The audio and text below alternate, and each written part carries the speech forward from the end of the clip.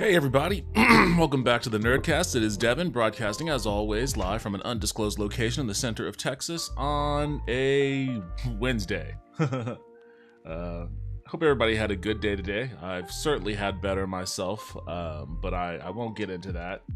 I'm just gonna jump. I'm starting a little late. I wanted to do this at 9. I was so tired. I ended up inadvertently falling asleep with Galby in my. She cuddled right up on my armpit and flopped over my arm, and then we both just passed out. So I was sleeping longer than I had anticipated. I need to get my steps in for today though, so I'm just gonna jump right to it. Why waste time? Let's just jump right to it. Sorry, Suki. It's going up. Whoa. Oh, what's going on here?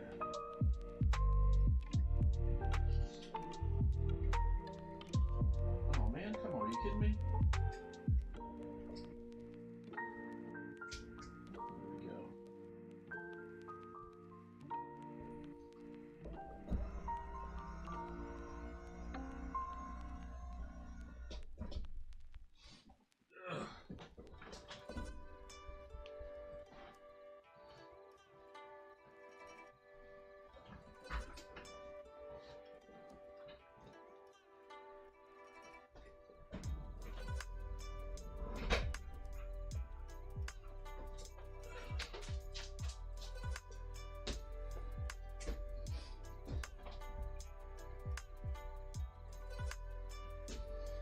Alright. Vampire Survivor on the treadmill time. Evening. Hey, Bianca. Welcome back. How you doing? I started, what? There's an update. I thought I just updated this damn thing yesterday. I hope you're doing good. I started watching that interview you posted. The comic about the dog, which seems interesting, and I like the art, but man, when you start off, I gotta tell you, you start off a trailer showing a dog with bullet holes bleeding out, you're gonna lose a lot of people right away. You're gonna lose a lot of people right off the top. Like, there's a reason there's an app called Does the Dog Die? And I use that app quite frequently when I'm watching horror movies or something with a friend of mine. And whenever there's a dog pops up, she's like, oh my god, they're going to kill that dog. I know it. I have to pull the app out.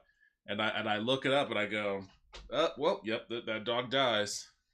Although I tell her every time, if there's a dog in a horror movie, you could already expect it to die. That's just the way that it goes for horror movies. But for any other kind of movie, it's a good little primer. Yo, old awesome cast. Yo, what's up, Poxborn? Welcome back to the stream. How are you doing?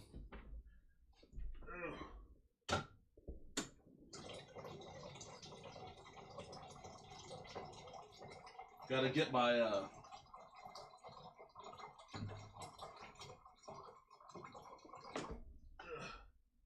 I gotta get my water going because surely I'm about to work up a little sweat here.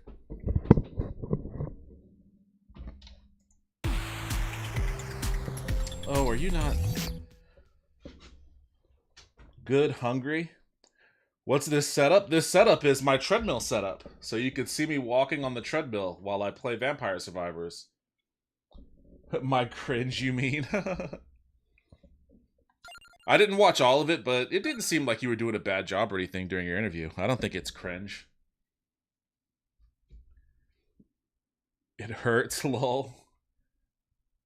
What's that, an app? Yeah, Does the Dog Die? It's an app, and I think it might be a website, too.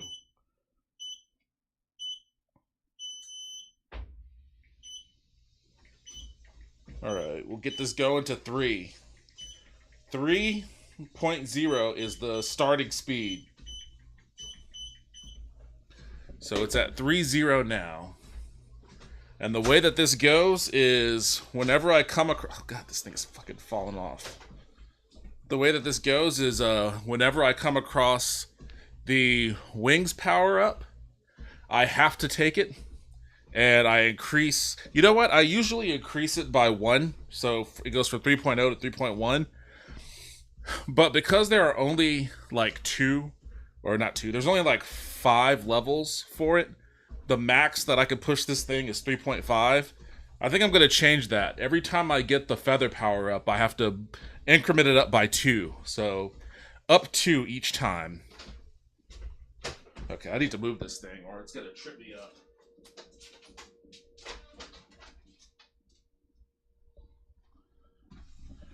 Alright.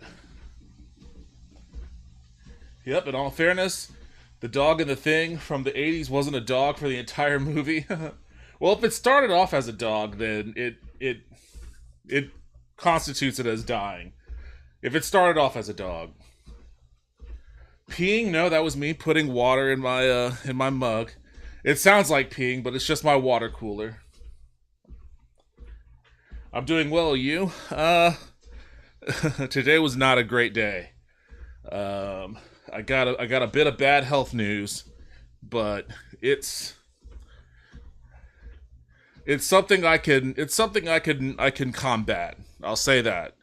It's something that I could come back from. So this is part and parcel of a battle that I've been dealing with for a while, but you know what? It is what it is at this point. You can't tell I'm having anxiety in the live, can you? I mean, again, I haven't watched all of it. I will say, when you start off... You know what? I'm already doing all this damn walking. Why am I walking so much if I'm not playing the game? Let me, Who am I playing with? I'm playing with... I guess I'm on Lake Foscari with her. Let me actually turn the volume up a little bit.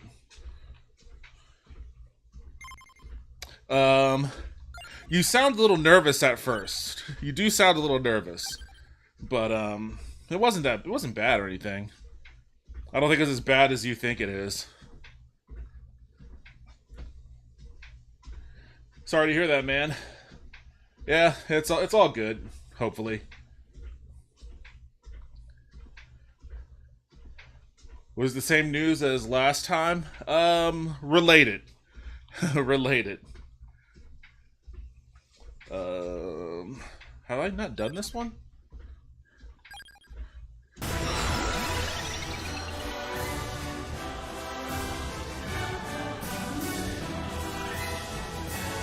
Yeah, it's kind of related, so a bit of a bummer. I don't think it'll be. I don't think it's as. What the fuck was that? Like, I don't think it'll. I don't think it's as well. I'm not gonna say much. I don't want to jinx myself on it. I think I can come back from it though.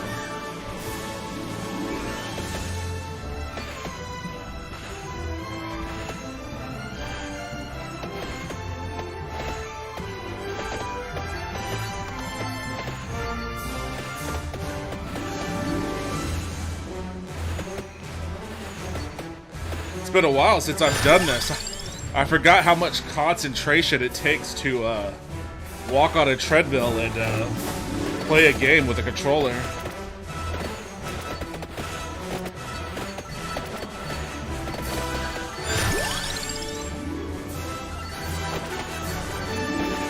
Oh wait, you know what? Let me get my Chatterino going so I don't have to turn away from the game to read chat.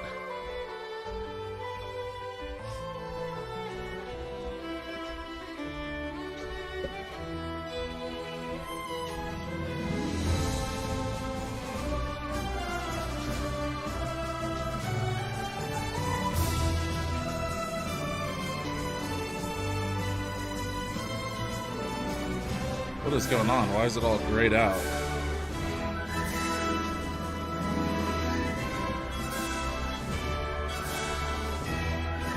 Okay, it's good. It's working. Didn't look like it was working at first, but it's working.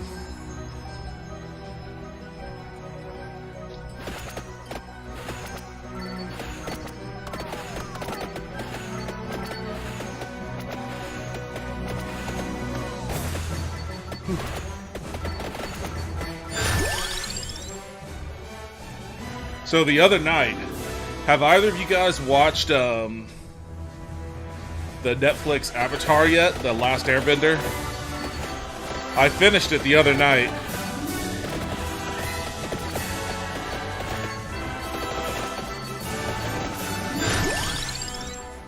Not yet. I gotta say, man, they just got renewed for 2 and 3 though. I saw that, and I have to say, ooh, oh, I don't know which one. I think I'm with this one. I don't know what all the like hubbub was about. Well, I do know. I do know what it was all about because. Hold on a second. Turns out I had the volume at the right setting before. But I get the trepidation that people had going into the show, given the quotes about, you know, the eradication of certain character arcs and wanting to appeal to like a Game of Thrones audience and all of that. I get that. But honestly, I liked it. I thought it was actually a really good adaptation of the cartoon. I'll even go as far as to say that I liked it more than the live-action One Piece. Which I also liked. Not throwing shade at One Piece there, but I think that Avatar kind of got a bit of a bad rap before it even had a chance.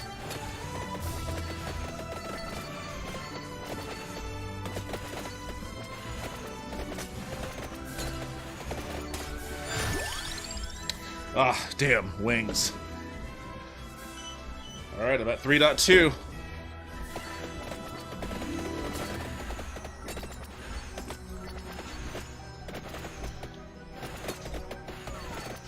I heard it was good. I heard it has good and bad parts. It does, but I think the good outweighs the bad by a considerable margin.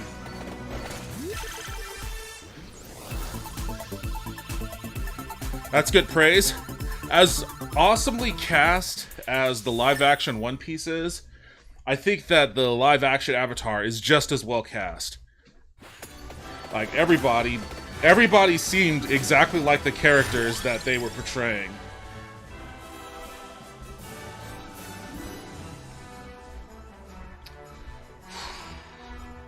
What the fuck is a silver wand? I'll give it a shot. I guess that's a new one.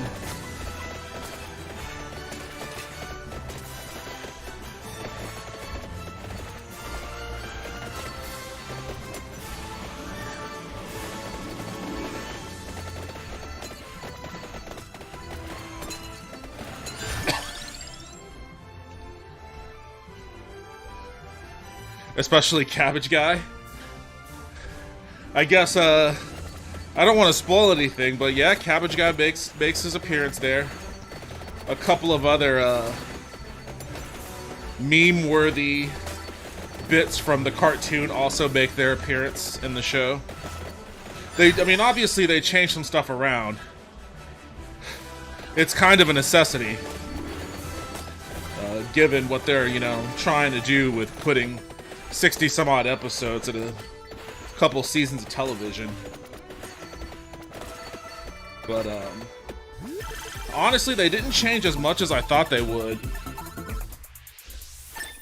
Oh, I know, he's the same actor from the cartoon. Oh, is it? I didn't even know that part.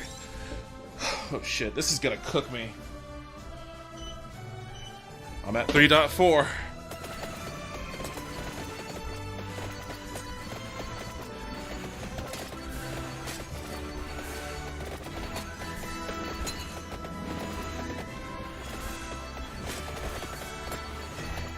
Yeah, the only actor who returned from the cartoon for live action. That's funny. 3.6. Fuck. I will say the dude from Kim's Convenience, like, he does a really good. He's a damn good Uncle Iroh, and I think there may be some criticism about the fact that his Uncle Iroh isn't quite as goofy or as jokey as yeah, I'll grab it. Isn't quite as goofy or as jokey as the cartoon Iroh is. But, you know, there are just some things that don't quite translate super well into live action, especially if you're trying to... A cartoon can get away with being both dramatic and being silly at the same time. You know, because it's a cartoon. But when you're doing live action, sometimes you have to, you go one way or the other.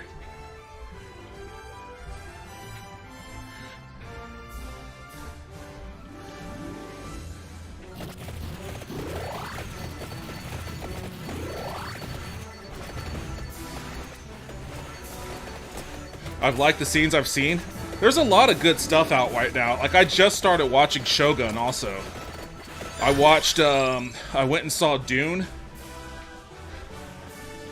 On Monday, and that was pretty amazing. I started watching Shogun. So far I like it, but, you know, I also don't quite... I'm only on the second episode, so I'm not super deep into it. There's a lot of good stuff going on.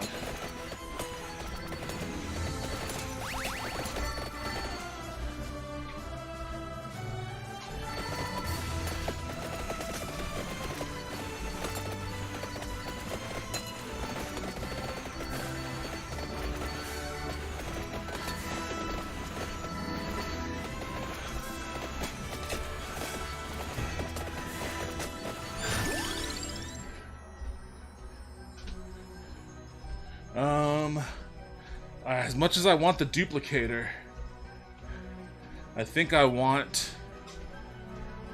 Fuck it, duplicator. I definitely want to save one of those slots for the hollow heart, so I can get the blood whip.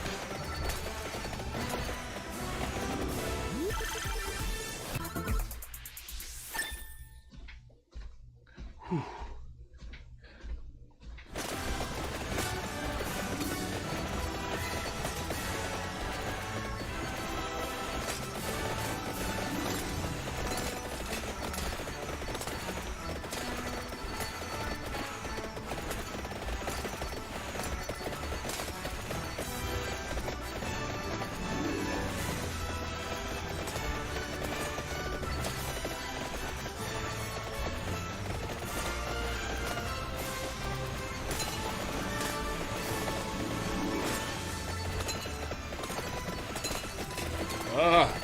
Drifting. I am also... There we go. That's exactly what I wanted.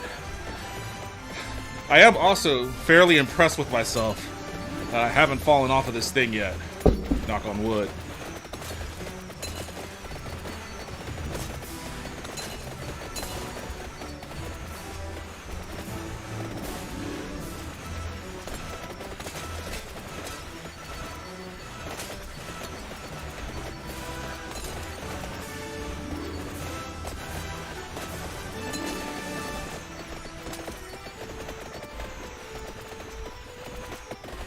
I'm gonna save that attract orb.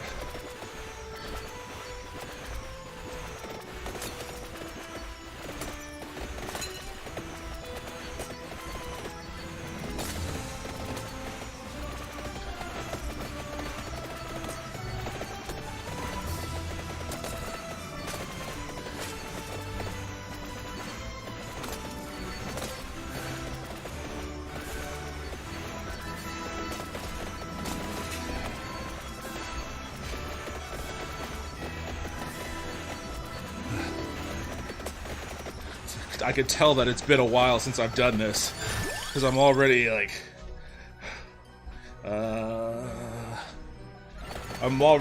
whew, how much time has passed? It's only been 7 minutes. Damn.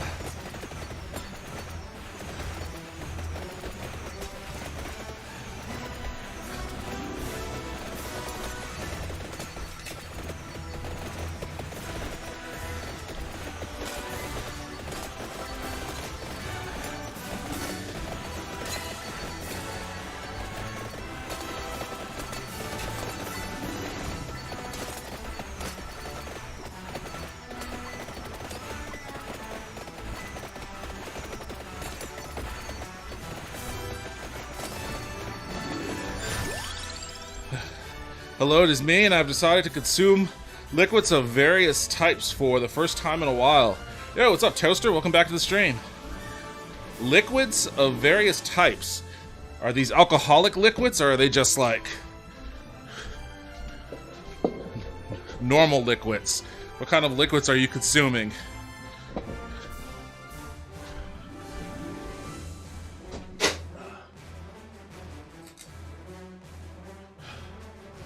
Let me get this fan going because I'm starting to get sweaty. Ginger ales, whiskeys, and the beeries. Nice. I'm going to be laying off of that stuff for the time being. For a little while, at least. I don't know how long.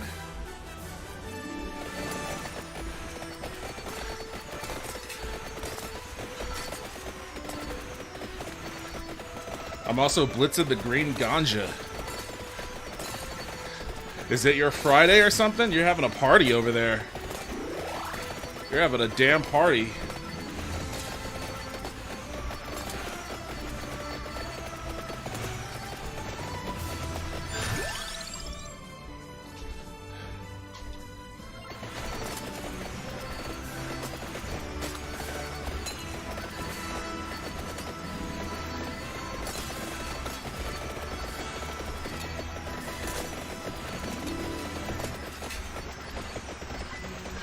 You remember when my brother went to the ER for intense chest pains? Yes, I do. I don't like how this is starting off, but I do.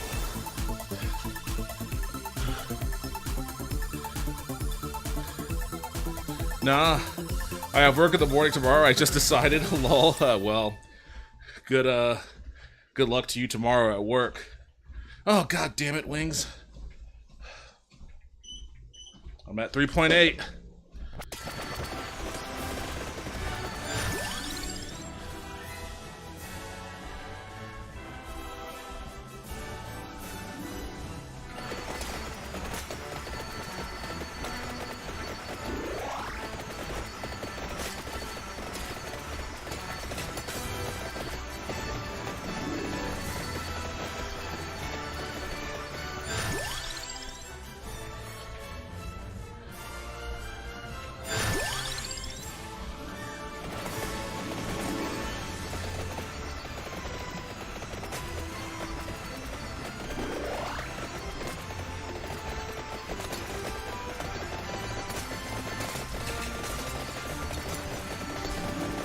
Oh, man. There it is.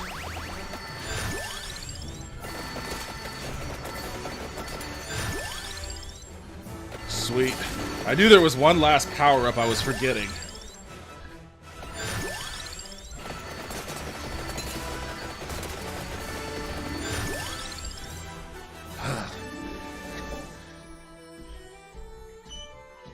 Oh, man, I'm at 4.0. I've actually never had this treadmill go at 4.0 before. This is the first time I'm using it at this speed. But that's the max. That's the max I can put it because I'm maxed out on my wings now.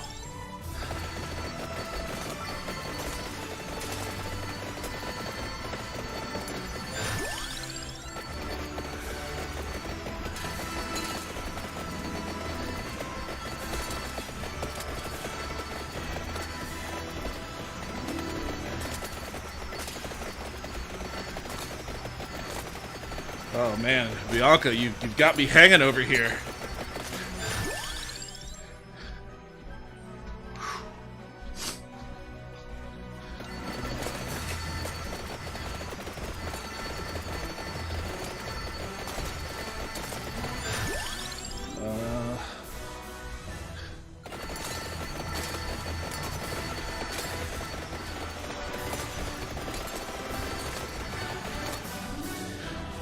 Finally, a diagnosis.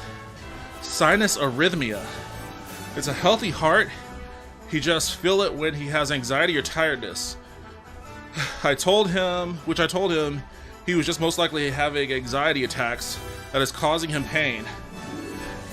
That's a good thing. It's a good thing that it's not anything worse than that. But it sucks that, it's basically a juiced up anxiety attack. Every time I go to the doctor, I have a little anxiety attack. And it always throws some of my numbers off. My blood pressure...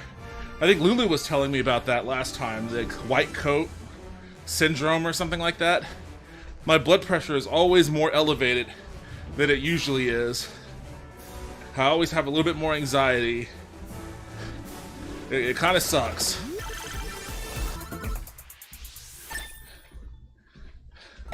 But I'm glad that it's not anything more serious than that, though. For your brother.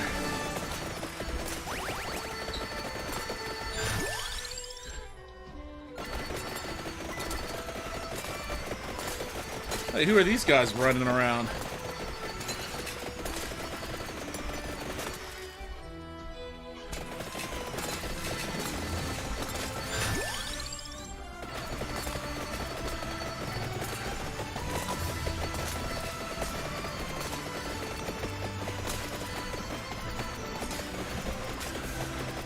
It's like a big jolly green giant guy.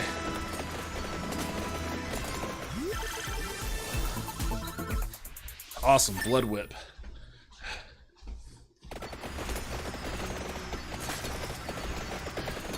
This map hasn't been a real challenge so far. I'm probably jinxing myself on that one. But even if it gets tougher, I feel better knowing I have the blood whip now.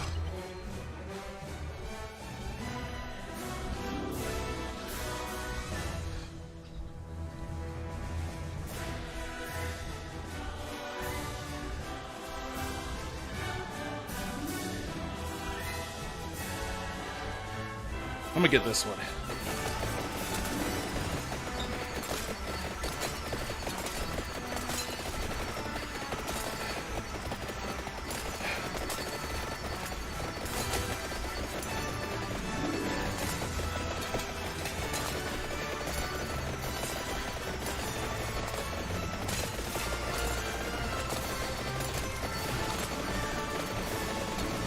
Ginger ale and beer cancel each other's taste out, and yes, I did pour a bottle of beer to a bottle of ginger ale. Science, Devin, science.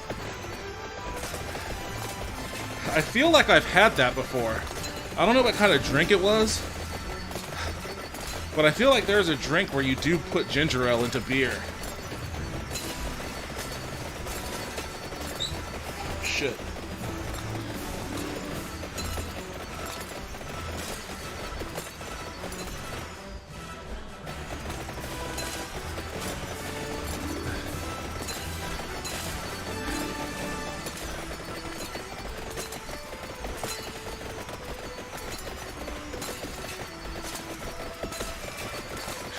This map has been child's play so far.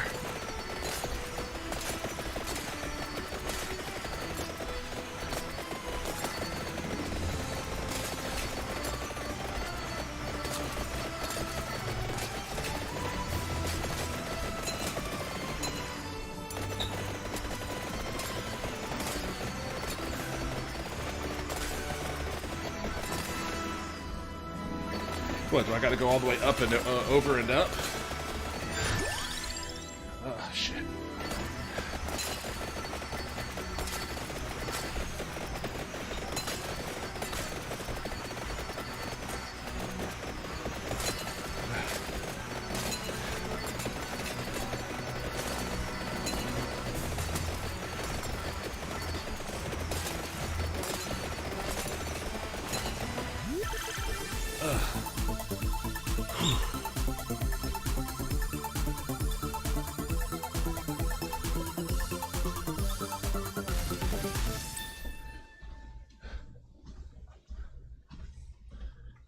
Oh, nice.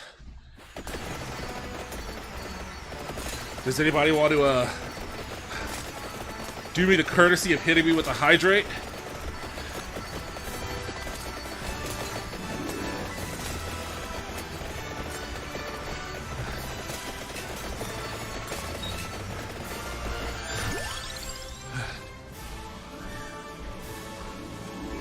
Thank you, Poxborn.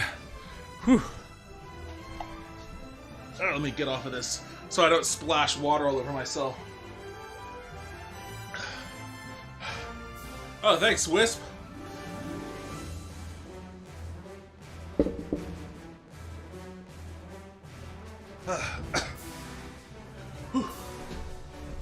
Thanks for the hydrate.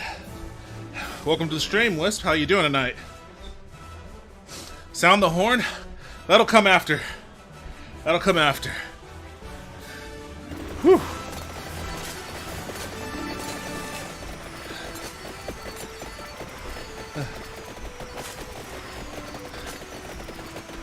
Don't let me forget to sound the horn when I'm done with this run. Which, I don't know if this is like a 15-minute map or a 30-minute one. It's been kind of tame, so I'm assuming it's probably a 30-minute one.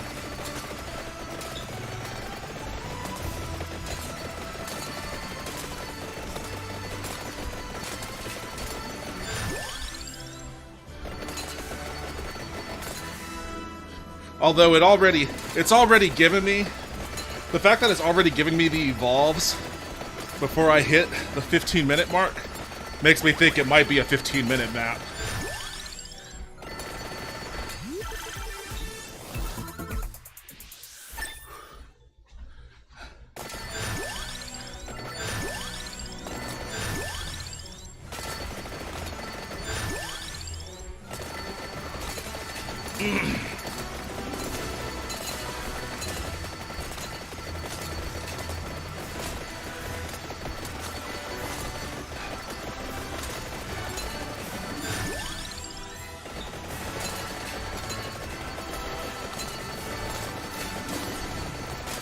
Whoa.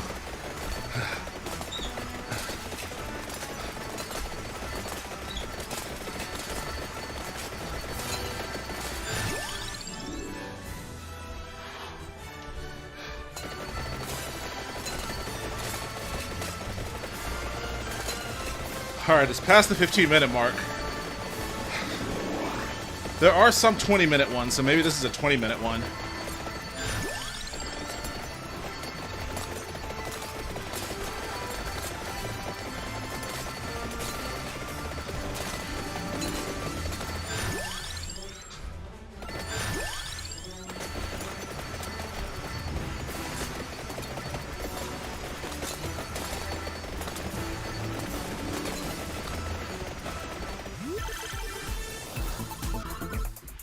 Oh, I got the awesome Bible too. I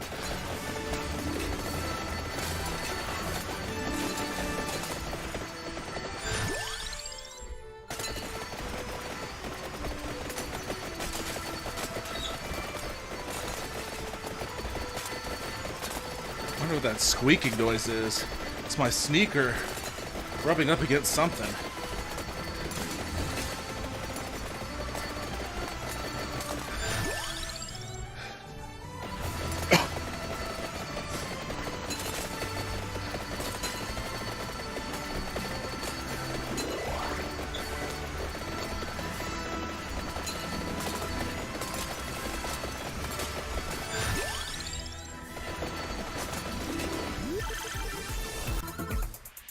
Oh, what is this one?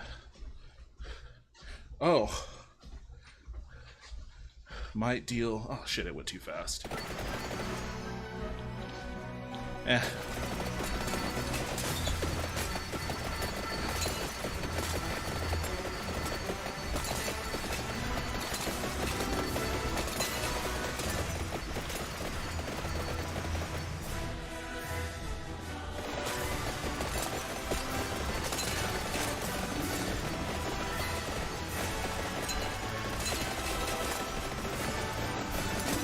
Whoa.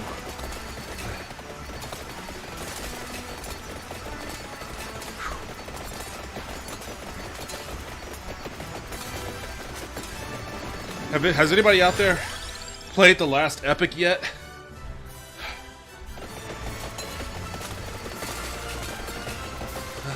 Ah, I can't stop wobbling. Why am I wobbling?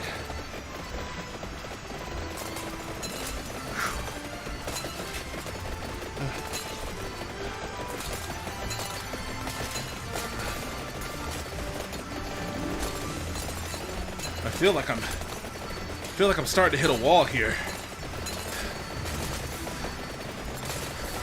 It's like what marathoners say when they walk a certain, or they run a certain mileage. How many of these fucking things do I have to get?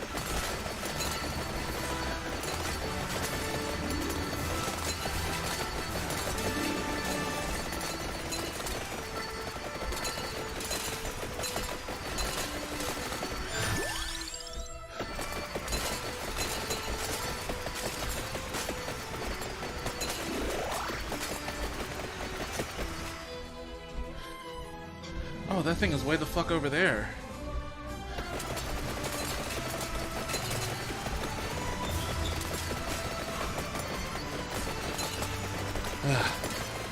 Oh, man.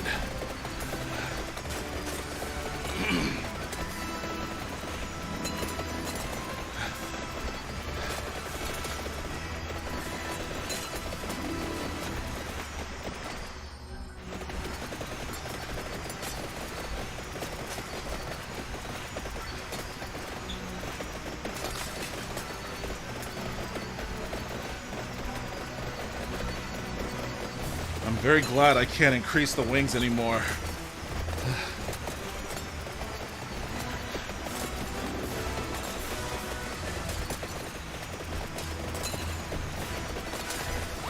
The fuck is this?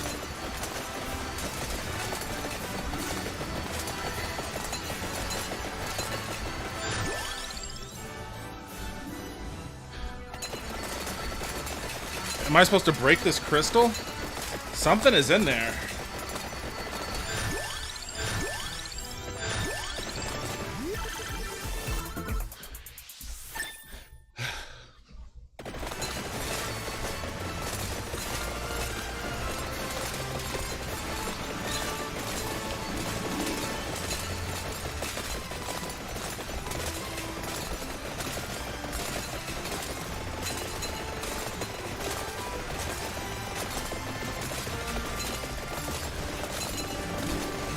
I don't know if I'm supposed to break this or not.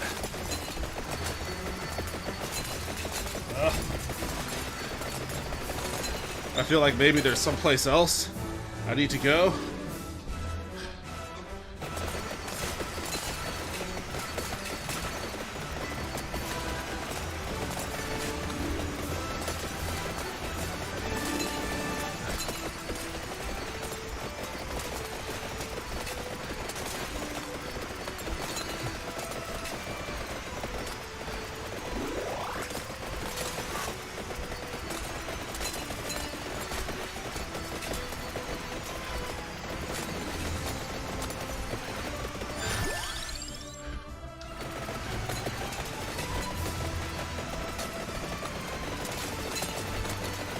Oh, there are giant snakes now.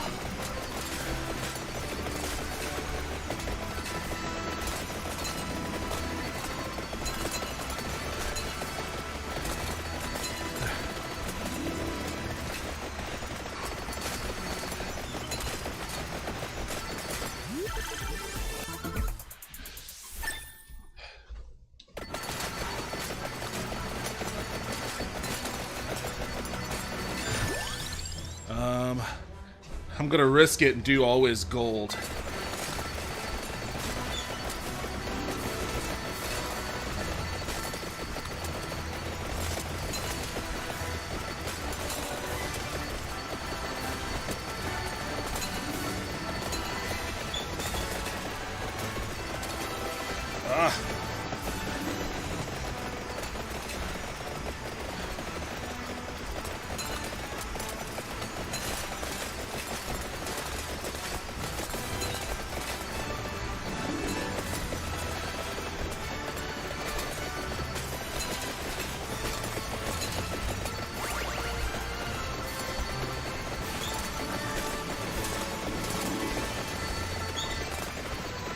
Where did that big guy go? Did I kill him? Oh, there he is.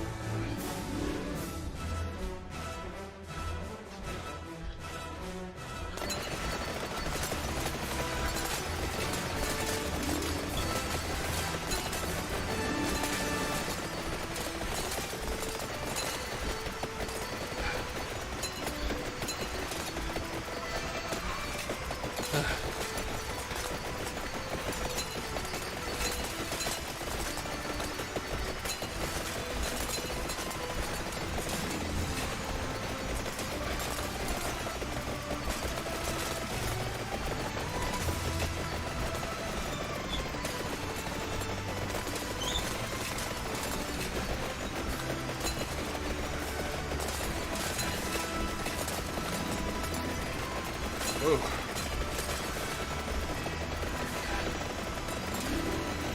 Alright. God damn, where is this fucking chest?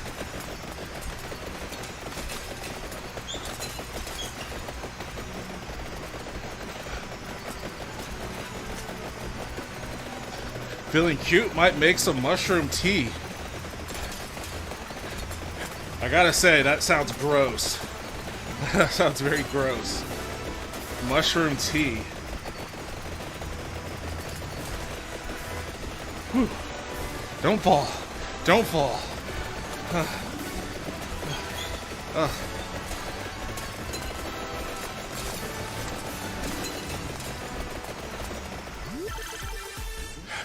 Are you wanting mushroom tea because of all the mushrooms on this map? Is it cordyceps? I guess that would be an acceptable type of mushroom tea, huh?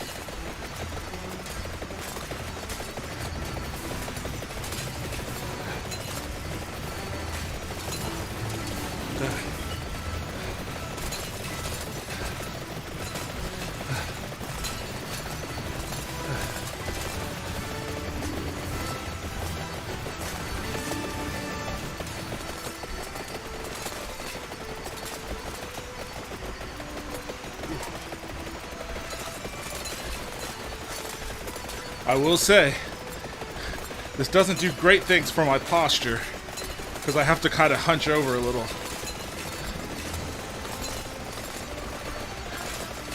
Devin is running a gif of himself, or a gif of him walking and just bobbing up and down to make it look like he's walking. I'm a fantastic illusionist then, if I could make myself sweat on command like this.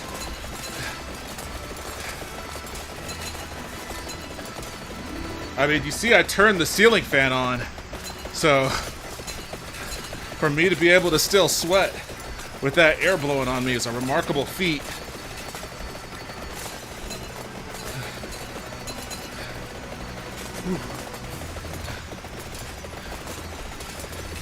Bianca, I'm not going to try to pronounce any of that list that you put out there while I'm struggling to stay on top of this treadmill.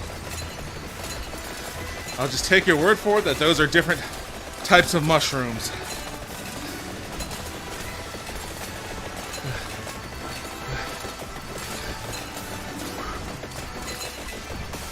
Oh shit.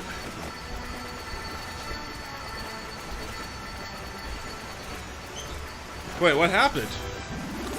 Oh! Deer spirits are coming out. Oh, ghosts. What the fuck? Ah!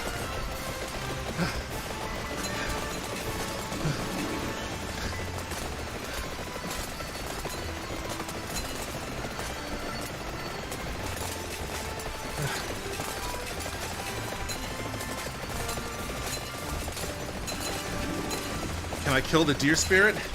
I guess I'm doing damage to him.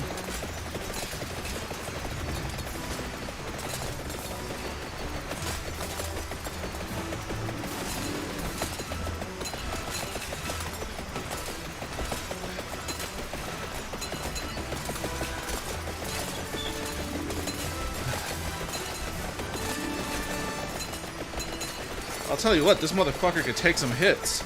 God damn.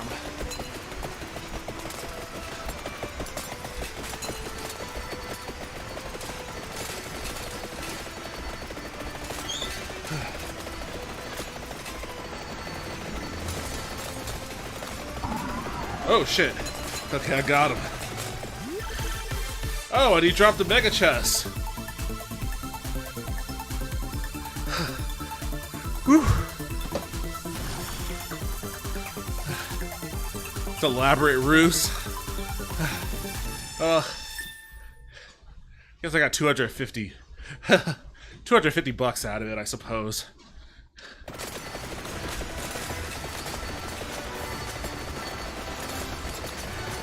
You can do it! Hey, Hunter Taco, welcome back to the stream. How are you doing?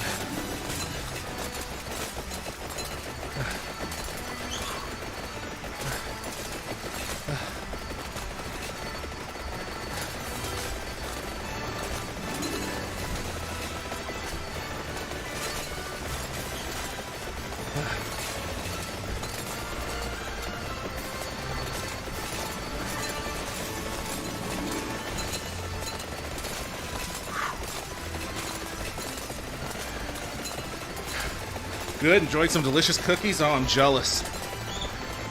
It's gonna be a very long time before I can enjoy cookies again.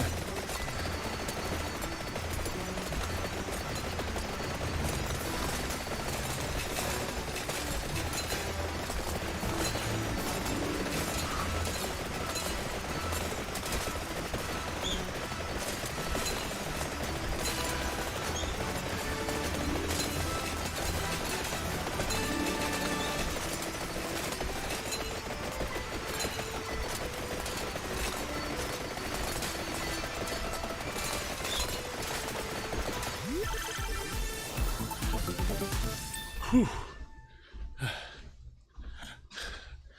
Nom. Is that what I look like when I'm sharing a cookie with Kirby? I would share a cookie with Kirby. Although I don't think Kirby would let me share any kind of food with him. In fact, Kirby might eat me himself.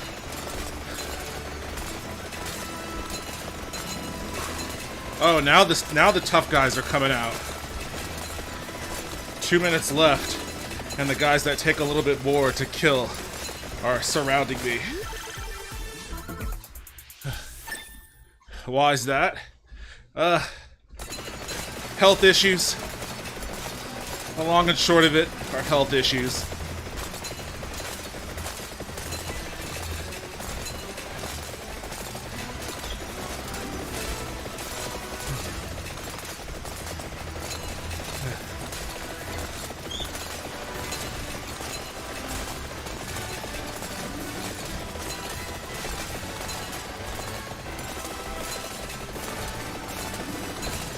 Is this game gonna let me make it?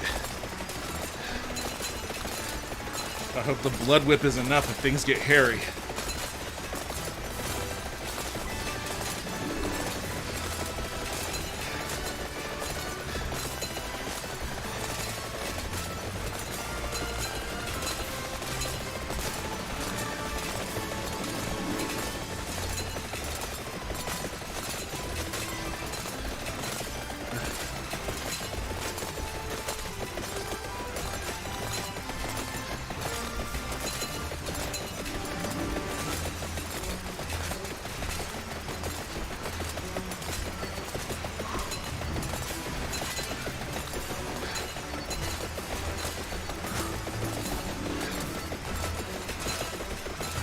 Twenty more seconds.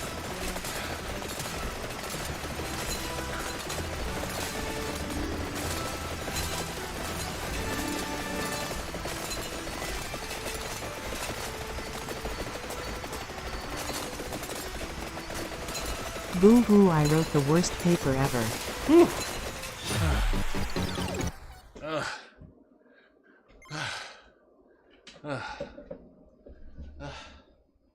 That was 36 minutes. I was on that thing 6 minutes longer.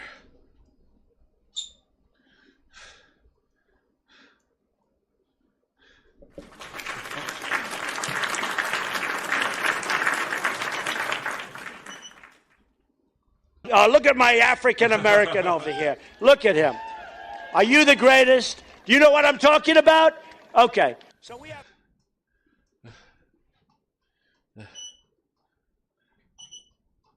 Oh, come on. There we go. Hey, Royal. Ooh, I'm a little... Every time I get off the treadmill, because I've just been walking in place, I'm always a little woozy when I step off of it. Whew. Hey, Royal, welcome back to the stream. Boo-hoo, I wrote the worst paper ever. What does that mean? What do you mean you wrote the worst paper ever?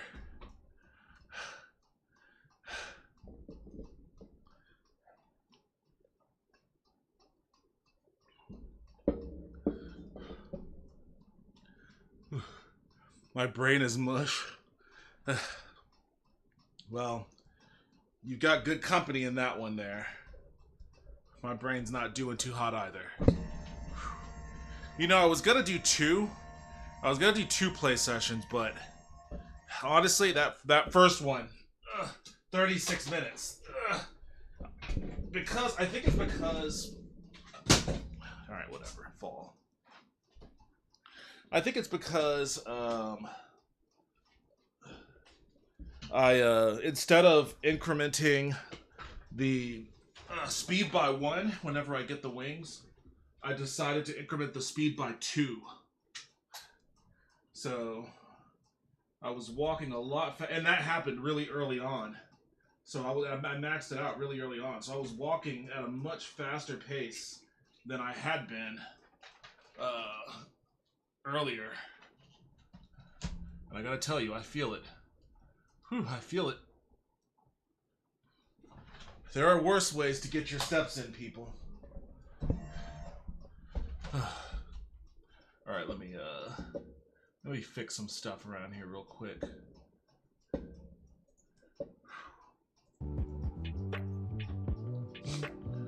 I was doing great for this whole class, and then on the final paper, I just flopped. Oh, that sucks. I'm sorry to hear that.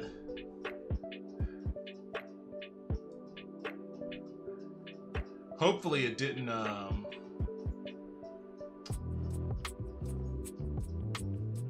hopefully that flop didn't,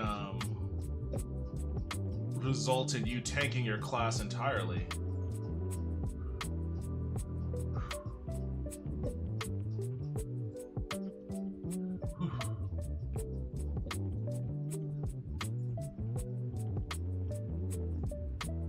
It's cool that you're doing this. Thank you, I appreciate that. I think it's cool too. I think it's cool too. But, man. One of these, I can just tell, one of these days I'm gonna end up flying off of that treadmill.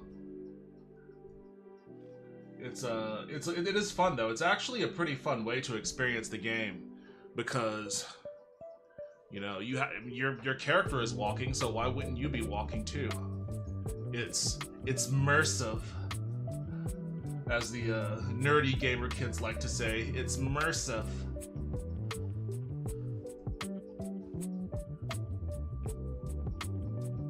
I don't think so. I had an A in the class, so I don't know how low this paper can tank me. I mean, I doubt it. Your teacher would have to have a special hatred for you in order for one bad paper to do. Was it bad?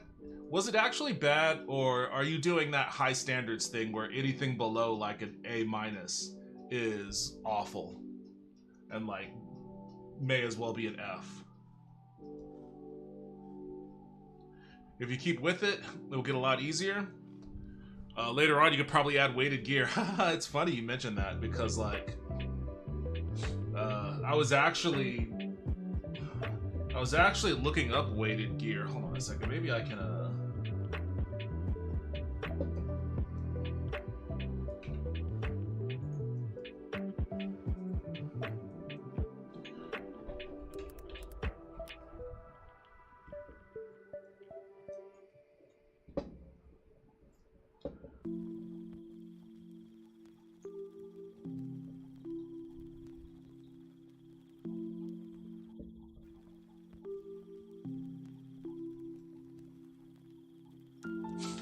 As you can see, the random assortment of things I have in my Amazon saved for later, my Amazon saved for later thing. I have a 150-pound weighted vest, which is pretty damn expensive. 150-pound weighted vest is pretty damn expensive. It's like $440. And then also I have like the weighted wristbands, ankle bands, 20 pounds. I was looking, I've been considering it. Maybe at some point I will get it, but then I also have egg shakers, I have some bongos. My backshots sound like bongos. Ain't scared to admit I'm a freak hoe. What? Wait, Why your back shots sound like bongos? Are you hollow? Do you have bird bones or something? That's concerning.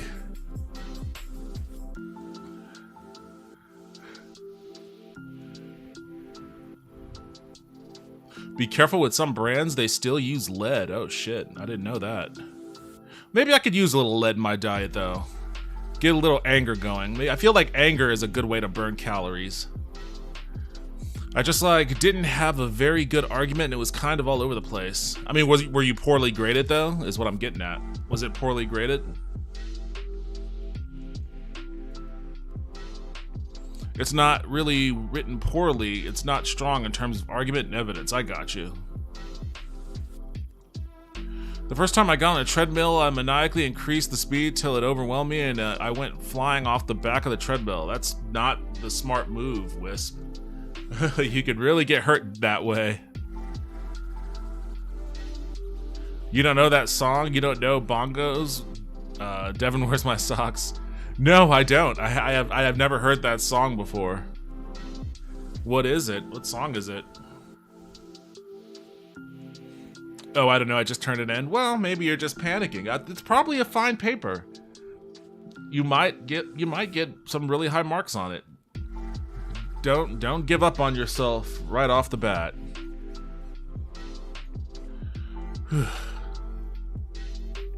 Bongos by Cardi B and Hot Girl Meg. I should have assumed it was Cardi B. I don't know what this is. Why is Stephen A. Smith... What is this even a map of?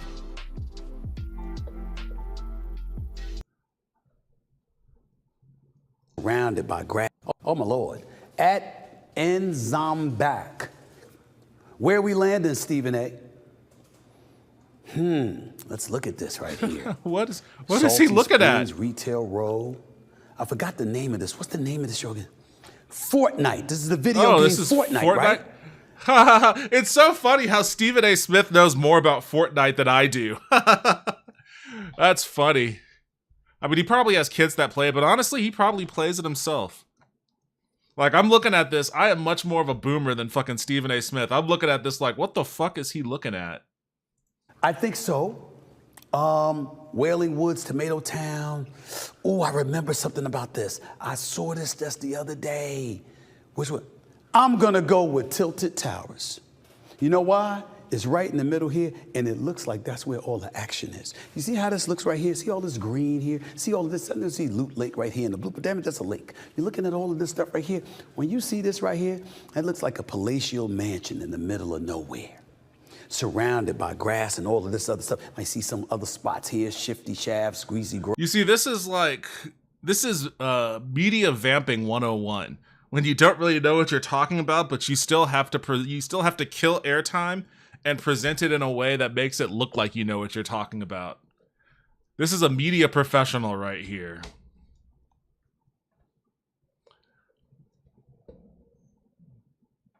Cardi B is a beautiful rapper who will also beat you up because she's a blood LMAO. I like Cardi B. I like how he's talking like a coach trying to tell you the game plan. That's what I'm saying though, like years of professional sports commentating, he knows how to vamp, how to just kind of say something without saying anything at all and like make it seem like he's an authority on it. Like he's talking about Fortnite. He's talking about the Fortnite map like he's the foremost authority of it. Grove, snobby shorts, stuff like that. But this looks like where all the action is. Where the party's at? Where the party's at? I'm going with Tilted Towers. That's what I'm going to do. All right, well, I don't know shit about Fortnite. Is Tilted Towers where all the action's at? Is he right? I'm not going to free scroll on Twitter. Twitter is a fucking wasteland now. What was I looking at? I had these open, but I have no idea why. Vinnie Jones declined to return to Wolverine and Deadpool as Juggernaut. All right, I don't mind that. Zack Snyder was talking to Joe Rogan. No need to go over that bullshit.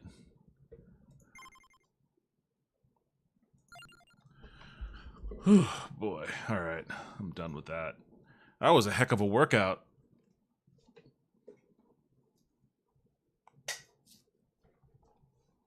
Isn't she the one lady who was drugging dudes? Or was that another rapper? Drugging dudes. I don't think that was Cardi B. Maybe that was Nicki Minaj. I kind of get those two mixed up every now and then. Cardi B and Nicki Minaj. Oh man, I have no idea. Taco doesn't listen to rap, especially women rappers. Especially? What's with the especially designation? Do you've got some like deep-seated misogyny going on against women rappers?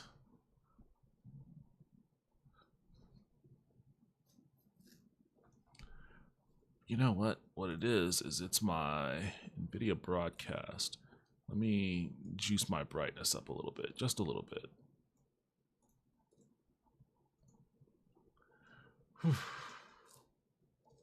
Misogyny. Oh man, are you one of those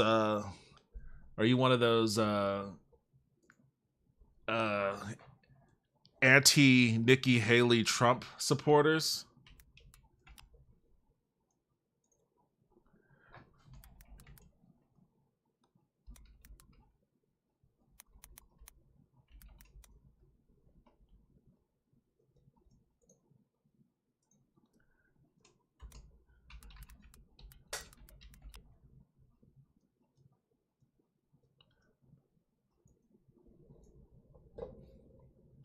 Is this you, Haunted Taco? He said, I would love the reaction from a woman in the crowd, and I wouldn't vote for a woman, and especially, you know, Nikki Haley. I'm just going to say this: she's probably menopausal. We don't need that.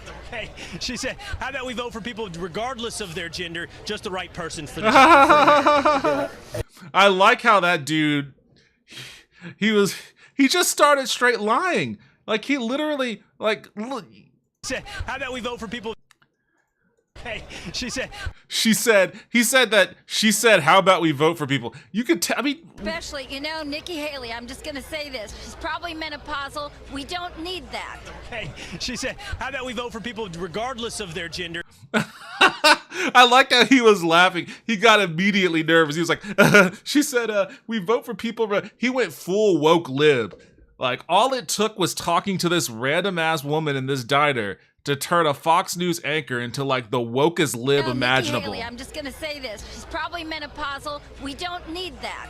Hey, she said, how about we vote for people regardless of their gender, just the right person for the job for America? Yeah. Oh man, I've never seen a woke turn that quick. The real answer is that I just haven't really delved into that genre. Fair enough. I'm going to stick with misogyny. I think it's misogyny. That was your first answer, so I think that was your final answer. She's definitely menopausal. That was a hell of a spin.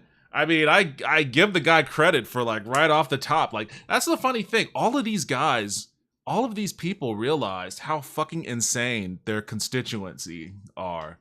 Like they're not clueless to it. They know. They know how batshit crazy Republican voters are. But like they have to, for whatever reason, they still feel the need to like try to maintain some semblance of like decorum or norms around communicating your dislike for a candidate. So you can't ever really, even if you're like the most wacko right winger imaginable, if you're a media person, you still have to couch your distaste of Nikki Haley or whatever around, you know, she's not as far, she's not a real conservative, or she's a rhino, or she doesn't support an abortion ban or whatever. You always have to couch it around like these slight minute differences, if there are even any differences at all. But you can't just go full on. You can't just turn into this guy. As much as this guy as you might be, you can't just turn into this guy. No, what I got to say, you don't really want to put it on. Let me hear. You know, what I got to say, you don't really want to put it on. Let me hear it. Well, A woman's not going to be a good president. She don't have no balls to scratch. She's just going to scratch her head. All a woman's good for in my book is having babies and taking care of the house, but that's the old thing, you know. But I'm old school. So you never even considered her? No. Mainly because she's a woman? Because she's female. I mean, females, don't take me wrong, females know what they're doing, but they still got to have a little bit of guidance.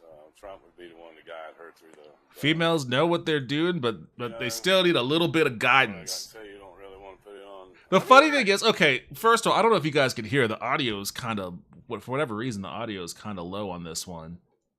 What do you think of Nikki Haley? Did you ever consider her?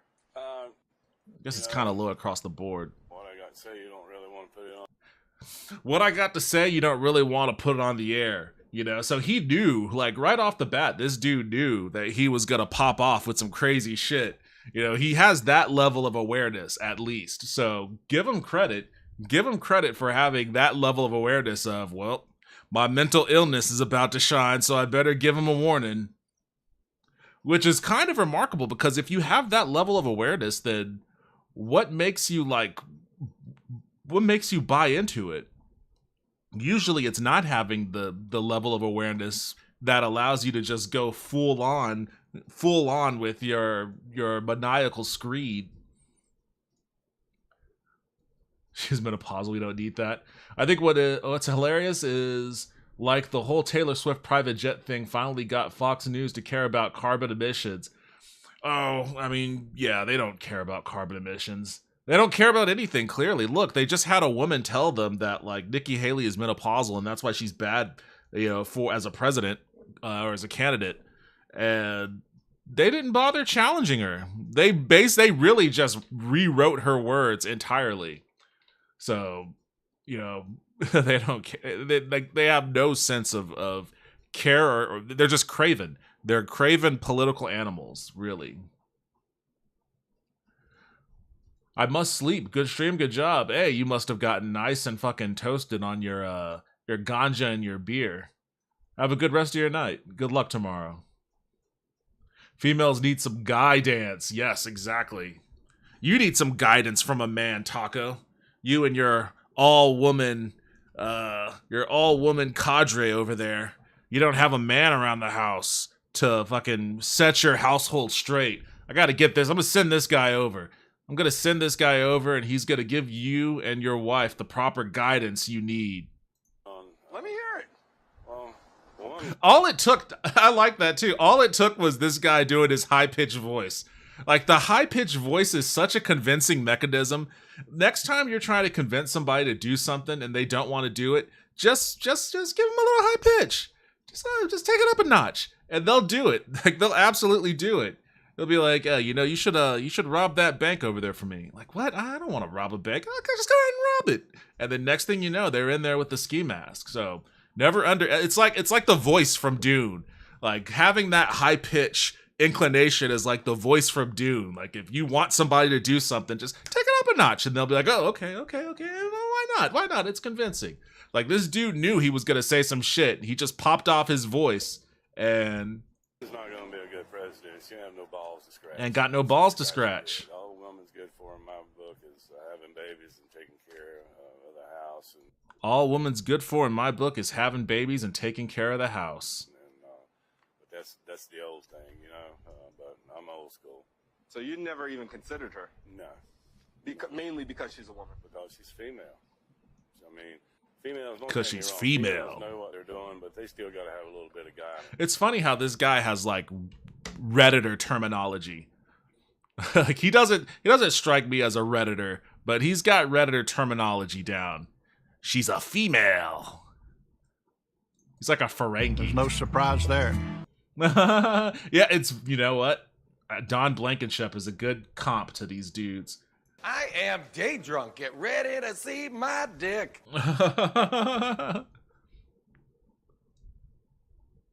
That's not true.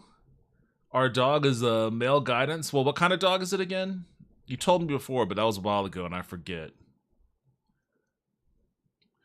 When can I have a wife? I mean, you and me both, Royal. We need to find ourselves some wives, some waifus. I have a mousy voice and people still don't listen to me. I mean, you have to take it up from your normal voice. Even if you already have a mousy voice, you still have to bump it up an octave in order for people to be convinced. You got to do some stretch. Check that posture. Ugh, my posture is bad. Oh, popping my back. Ugh.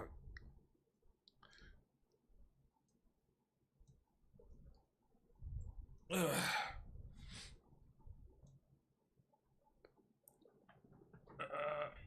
All right. And I got hit with a hydrate. Shiba Inu. One of our turtles is a guy too.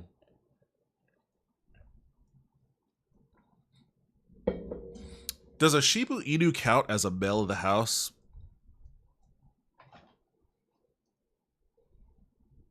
I don't know. I got to think about that. I got to take that to the Council of Men. Next time I go to a meeting of the Council of Men, I'm going to ask if a Shiba Inu counts as a male of the house. I have a feeling they'll probably say that a Shiba Inu is maybe a little too... I don't know. I like Shiba Inus. They're very neat, though. Every time I've seen a Shiba Inu, they look very well kept. I feel like the homophobic contingent of the Council of Men would probably feel like a Shiba Inu was a little zesty. It's a zesty dog. Zesty dogs cannot be men of the house. I'm already a soprano. Oh shit. Okay, well, I don't know if you can go up higher. We can find someone on Twitch. We can auction ourselves off for charity or something. Then they'll see his cute little, with his cute little bandana and cute little vest, and they'll be won over. He's got a vest and a bandana? That's very fashionable. That's a very fashionable dog. I don't know. I'm gonna have to think that over.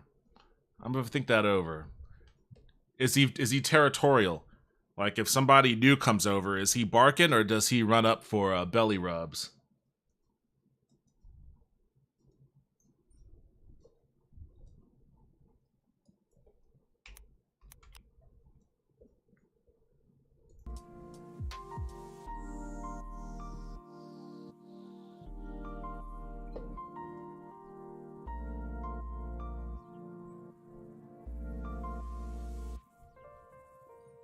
Where's mine? I just had it. Where's this fucking... Here it is.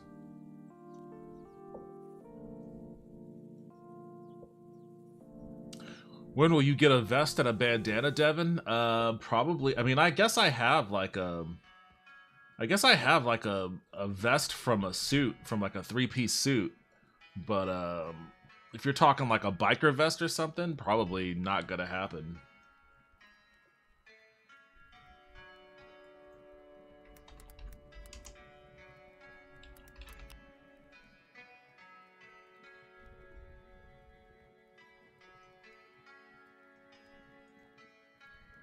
I saw this one too. I think this is the one I saw, which is awesome. Again, if you have not watched Dune 2, you should definitely go watch Dune 2. May Allah awaken the people and help them to see the evil doings of Israel and the United States. I just, you know what? Out of context, this is one of the greatest Trump quotes of all time. Like, out of context, this is probably his most banger of a quote. May Allah awaken the people and help them to see the evil doings of Israel and the United States. I think the best part about it, like, it's already good at its own, but, like, the best part about it is, like, the slow rise of boos as he's saying it. It's like it's almost like wrestler heel-esque. Depends on the person. All right, time to sleep. Night, everyone. Hey, thanks for stopping by, Bianca. I appreciate it. Have a good night. He loves the mailman, but he hates on one of the gas station workers in my town. Oh, he's a dog that loves the mailman. Wow, okay, well, shit. You know what? He is not the man of the house. You've got to hate the mailman as a dog. I pass judgment. I pass my judgment. Once he draws mailman blood, then I'll reconsider. Did he say that for real? LMAO. Yes, he did say this for real. Lol, I just saw Dune 2. What you? You're on your way out. But what did you think about it? I'm curious about what you thought about it. I can't believe it's people who boo him. Well, okay. So the context of this clip was he was talking about Ilhan Omar, and he was basically putting words into Ilhan Omar's mouth when he was saying that this is what she was saying about AIPAC or whatever. But when you remove that context from it, though, it's infinitely better. May Allah awaken the people and help them to see the evil doings of Israel and the United States. May Allah. It really, I should get this on my soundboard. It really is a tremendous sound bit. Send that to me. I'll send it to you then. I'll post it in the Discord. He absolutely adores the mailman, but the mailman is a sweet dude named Howie. Howie? Is your mailman from like the 1950s? You got to make this a sound reward. I'll find a way to rip it and put it into the sound clips, the sound bank. Howie always brings him homemade treats. Oh, well, that's why he's okay. He is susceptible to bribes. That makes that guy I reinstate his man card. He is the man of the house if he is easily susceptible to bribery. He has been bribed by the mailman. I can accept this. I can accept him being bribed by the mailman. Anyways, yeah, I saw that. I'll send that in the Discord. It was one of my favorite. I mean, there's been a lot of really good. I mean, just a lot of. Like, this has been a banger of a past few weeks for insane memes in general. But a lot of good Trump memes, a lot of good Star Wars memes.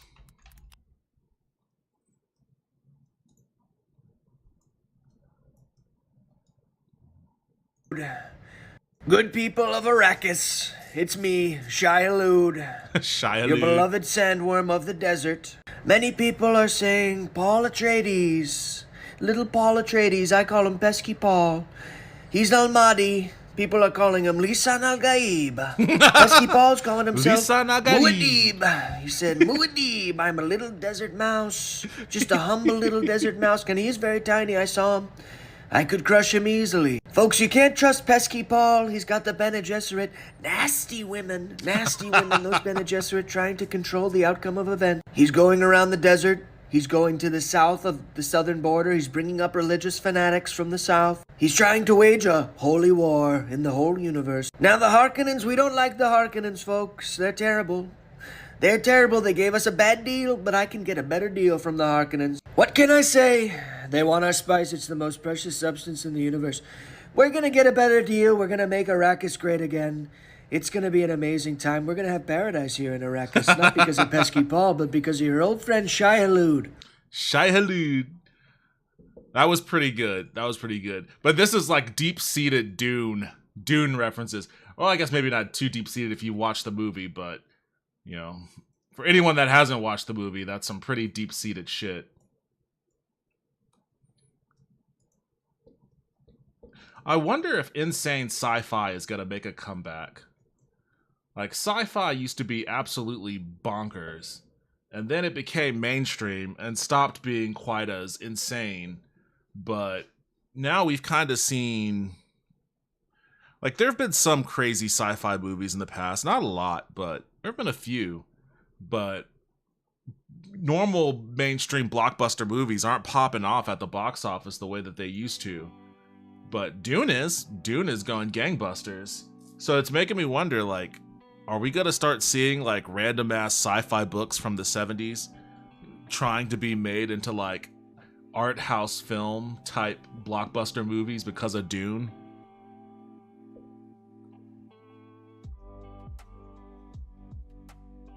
If not, our turtle could also take place as Mel of the house. I love turtles, so I can't argue with that one. He's a rough and tough dude.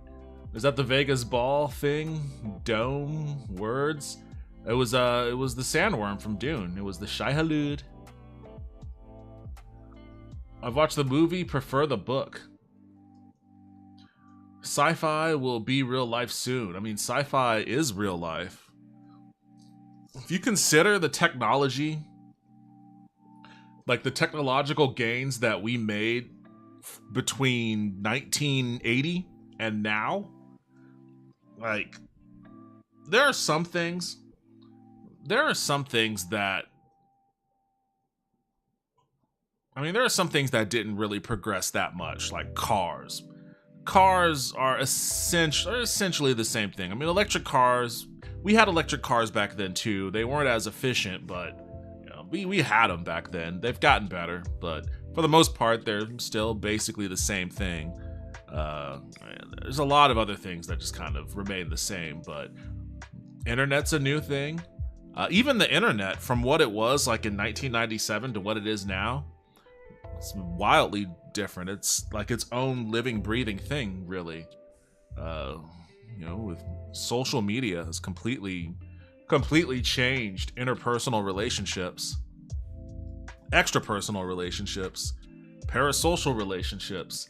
Like, just how humans interact with other humans is drastically different now than it was in the 1980s.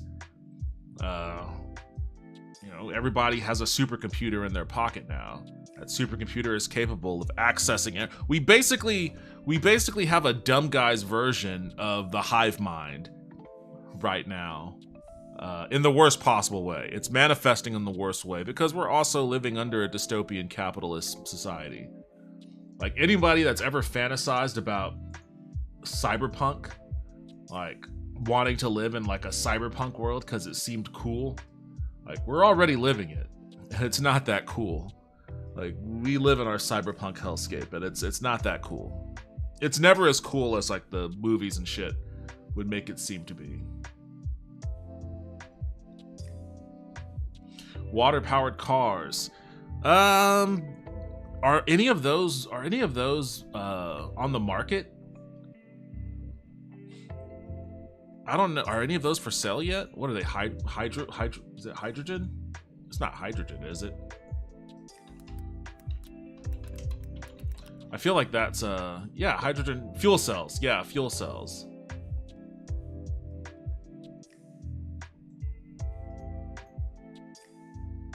The Honda CR-V hydrogen is coming soon.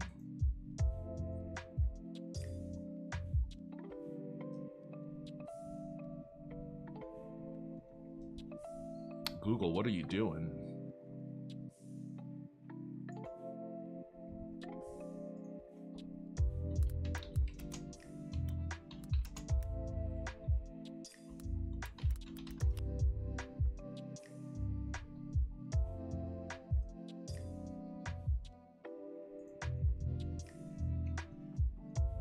Oh, this is a message board. What the fuck?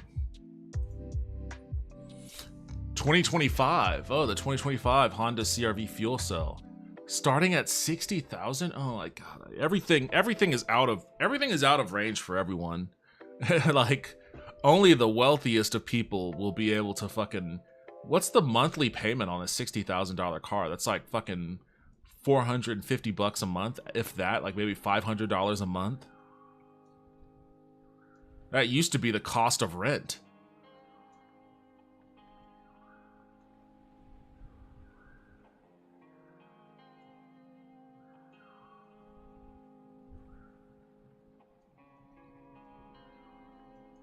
Honda's revealed few details about the CR-V fuel cell's powertrain, but we know it will feature 2 hydrogen tanks at the rear of the vehicle and a power unit under the seats. The fuel cell system and drive unit will be mounted under the hood. Honda claims that the system is twice as durable, starts up much faster in extremely cold weather. And what do you mean starts up much faster? is there any vehicle that has a problem starting up at a reasonably fast pace in cold weather? When my car, when it's fucking in freezing temperatures here, I turn my key and my car starts up right away. Is that a problem with electric cars? And costs 2/3 less to build than Honda's previous setup. Well, why is it so fucking expensive? I guess it's still emerging tech. It shouldn't be. I think they were working on this shit 50 years ago, but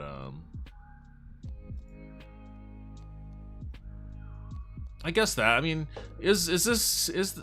even if this was, I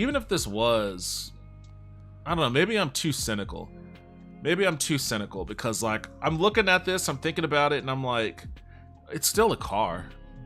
It's not flying. This bitch ain't flying. It still has rubber tires. I mean, that's a eco hazard in and of itself. Like, when treads wear down on tires, all of that worn tread gets shot right up into the atmosphere. All of those rubber tires that everyone peels out on, all of that shit goes into the atmosphere as pollutants. You know, like, and it's an incredible carbon footprint from just the tires alone. So it's like, okay, well, maybe it's good that we're not burning fossil fuels in the engine anymore. I mean, that's definitely a plus, but it's still ostensibly the same thing. You're still, you know, on rubber wheels, you know, driving it the same way you would drive a combustion engine.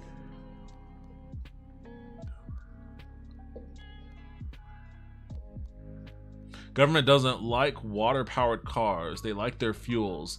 Yeah, I mean, fuck them. But at the same time, there's definitely a concern. Like, all of this emergent tech and emerging industries, you know, if you look at it from the point of view of, like, if you want to be as charitable as humanly possible, I don't know why you'd want to be with politicians, but if you wanted to be as charitable as humanly possible towards a politician that has to take into account the day-to-day functioning of society, then the concern, at least with fossil fuel, especially in Texas, is, you know, all the people that'll get put out of work.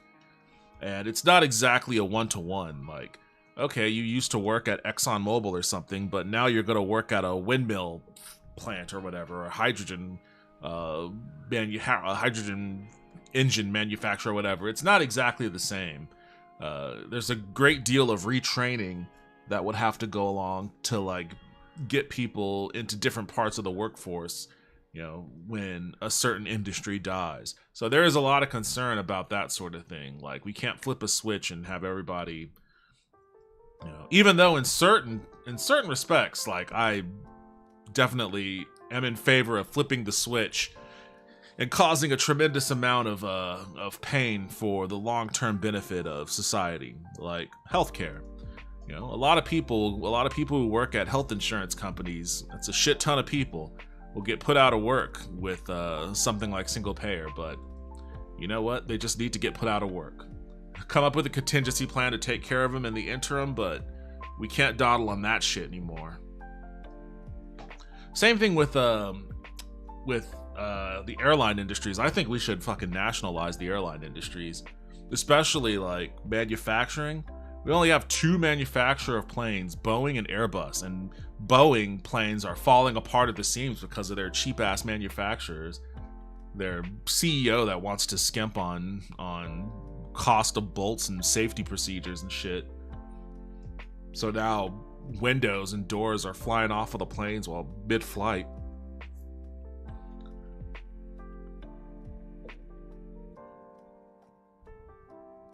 ...2025 Honda CR-V incel.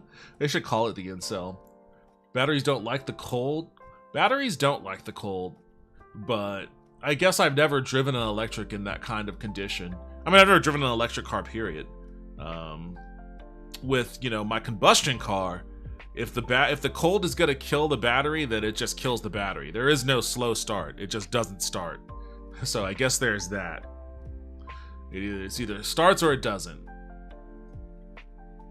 But hydrogen fuel cells is how Iceland went carbon neutral. I thought they also used volcanic energy Like they tap into their volcano for thermal energy. Oh man, I hear enough flying and plane talk from my sister. Does your sister work for one of those manufacturers or something, or is she in the FAA?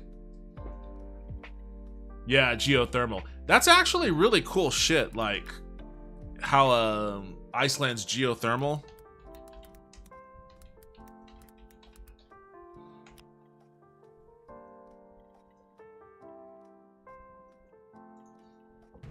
I'm actually a really big fan of that. I don't know why this guy is swimming in a... to Iceland. We are 64.2 degrees north, just 250 kilometers shy of the Arctic Circle. The air temperature is just above freezing, yet I am in here with nothing but a pair of shorts, sitting nice and comfortably in a natural pool that's the Earth's crust is the hard rock that makes up the top 20 kilometers or so of our planet. It's broken up into about 12 gigantic tectonic plates, and heat from the Earth's core causes convection currents in the semi-solid mantle just below the crust, and that pushes these tectonic plates around like toys in a bathtub. Where those tectonic plates separate, some of the immense heat from deep within the Earth can get closer to the surface. I would love to go to Iceland. That's what's happening right here. Beneath Iceland, the Eurasian and the North American plates are moving apart, and a plume of mantle material is upwelling from deep within the Earth. It's this unique geology that's responsible for Iceland's iconic volcanoes and its geothermal heat.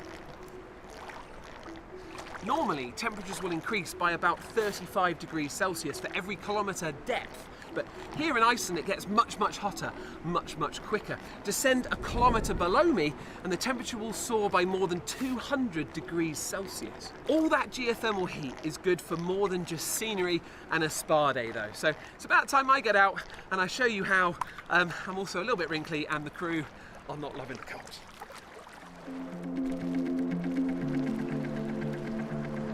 This is a Stirling engine. It is a great example of how you can turn thermal energy and turn it into another form of energy. So the plate at the bottom is being heated up by this boiling water underneath it. The air inside the Stirling engine is getting excited and bouncing around more. That's hitting on the piston, pushing the piston up and turning the wheel on top. Oh my word. They're just walking into That's something you don't see every day. Walking into the frozen... In Iceland, the very ground itself is a vast and inexhaustible source of geothermal. But that's so interesting, like, even just, like, the juxtaposition of that boiling hot water and, like, this water that has, like, ice, you know, floating in it. What a strange place. I do want to go someday. As well as fuel cells for transportation. No, but she does fly. She's trying to get a plane. Oh, shit.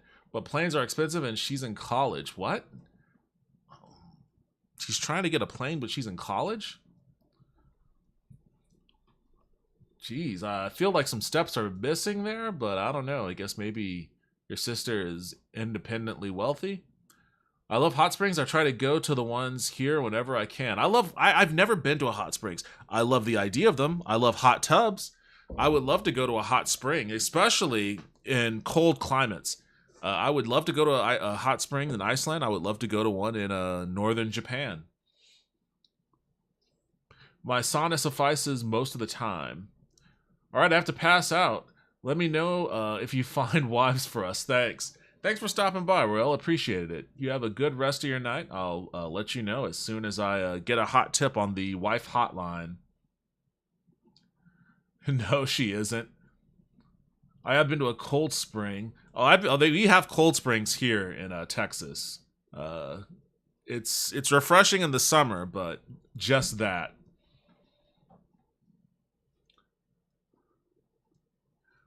We've got a lot up here. There are hot springs in Colorado. Interesting.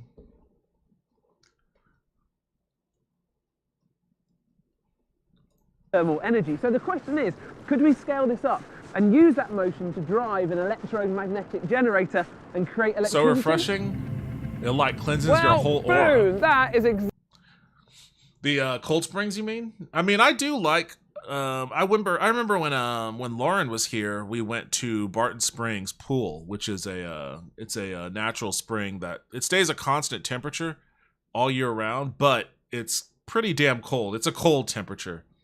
And I remember taking her there, and it was cold as fuck, and you know, she was cold when she jumped in. I warned her, but she adapted to it pretty quickly.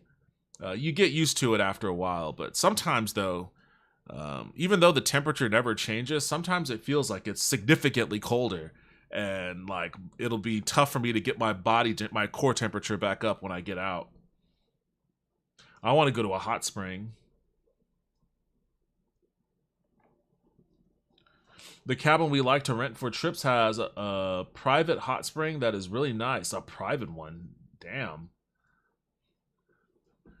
You're like the Rockefellers over there. You've got winter homes, summer homes, private hot springs, the sisters buying a plane.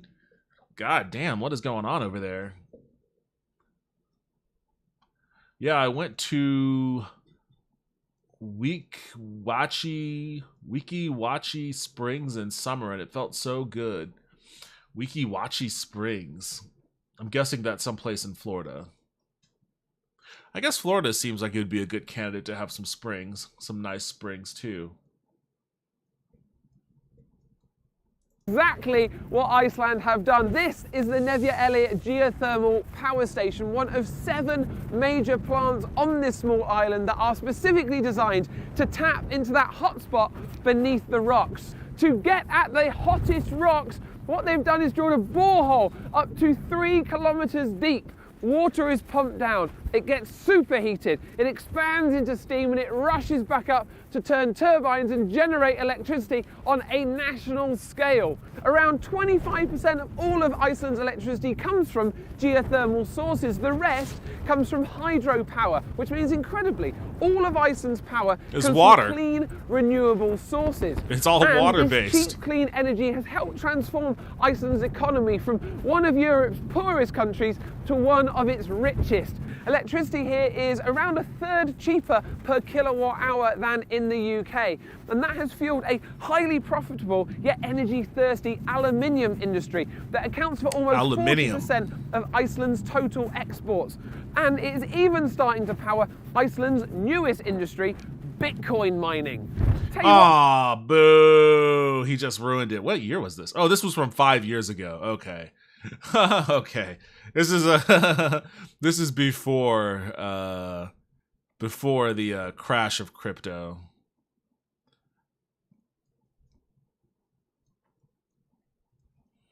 Yeah, they have the Mermaid Show. Where my bestie lives, they have one of those spring-fed pools too.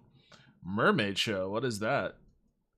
It's a fun time. The minerals feel really good on the skin. I want to go to the one. I want to go to one in. I want to go to an onsen. I want to go to an onsen in Hokkaido. They had us in the first half, not gonna lie. They did have us in the first half. I was like, oh man, this looks awesome. Geothermal heating. And then he ended up turning it into fucking...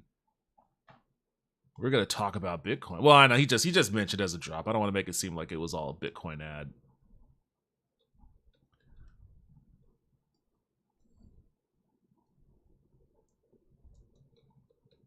Suburbs of Japan.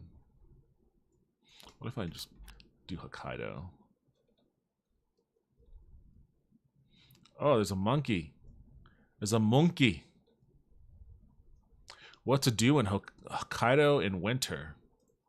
That's when I want to go. Most people go to Hokkaido in the winter for skiing, snowboarding, or the Sapporo Snow Festival. However, in this video, I want to show you some of the other things you can do while you're there. From the scenic sights to the delicious local cuisine, fun activities, culture and history, and the best days. So come with me and let's explore Hokkaido. All of that looked pretty damn fun. The crash of crypto sounds like a sci-fi movie or a bad event. The crash of crypto. When you put it like when you put it into words like that, like text like that, it made me think it was an iPhone game, like Clash of Clans. Crash of crypto. Or a name given to a bad guy, the Scourge of Gargan. The crash of crypto. I like that. That's my new villain name. That's my new title. I am Devin. Crash of crypto. So they have a spring. In Wiki Wachi, and there's like a amphitheater built into the side, and people dress as People dress as mermaids and do shows, and they breathe from air hoses.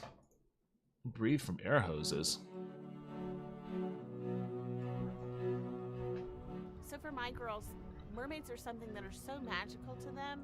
To be able to come here and see them in real life, it takes it to a whole new level. Oh, that got loud.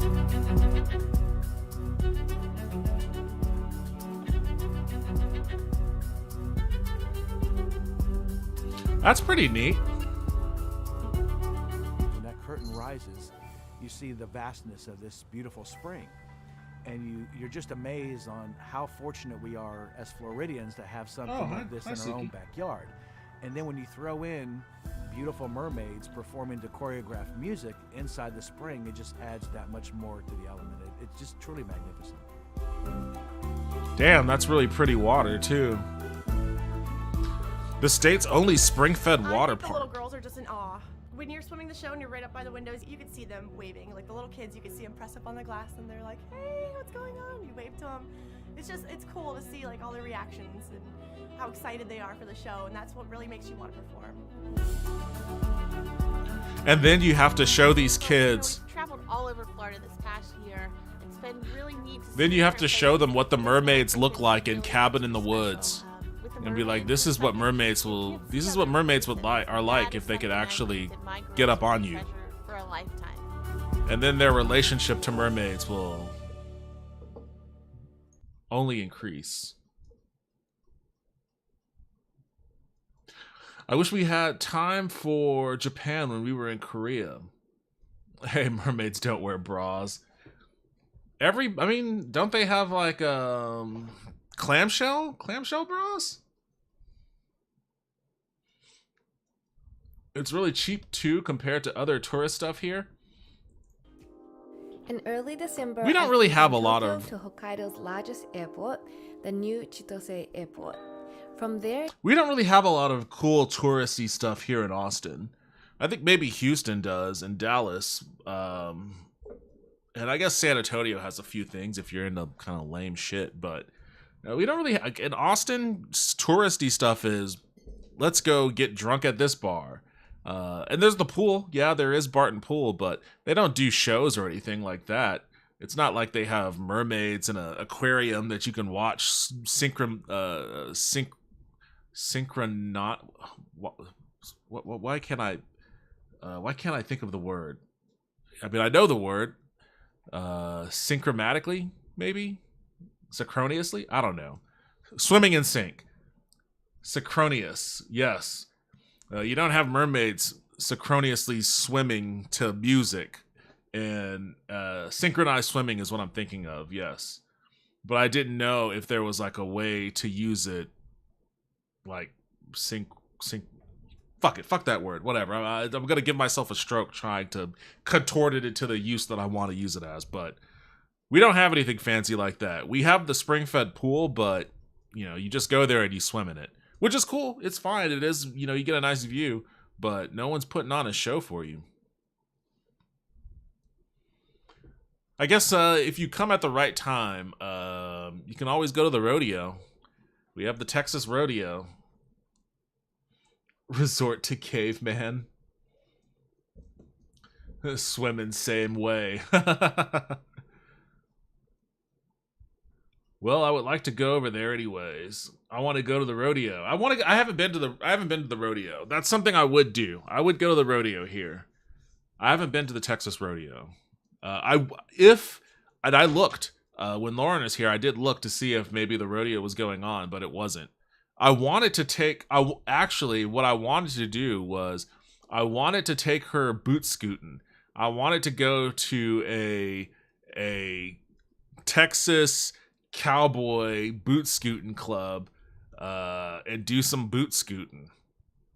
But we didn't get to do that. We did like the runner-up version of that. We went to like a dive bar that is known for having country dancing in it.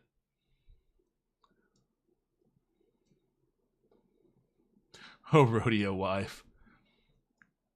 I was a swimmer. Were you a mermaid? I've been to the rodeo a few times. I mean, is it fun? I've never been to a rodeo. I mean, legitimately, is it fun? OMG, y'all would be so cute line dancing, lol. I've had some rodeoing days of my own. Oh. Back. Ugh.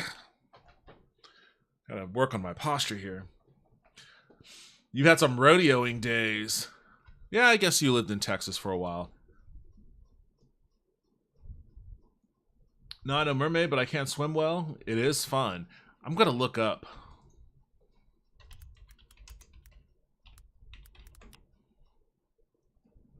Rodeo Austin. Oh, is it going on right now? Oh, it starts in a couple of days.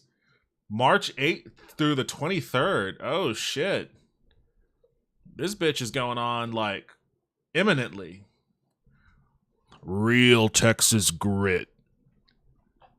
I don't know if I'm ready for real Texas grit.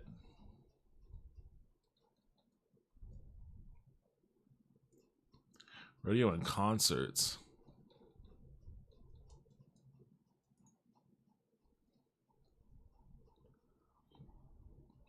William Clark Green, La Fiera de Ojinaga. I think I've. Before I say anything, let me double check. Let me double check on my.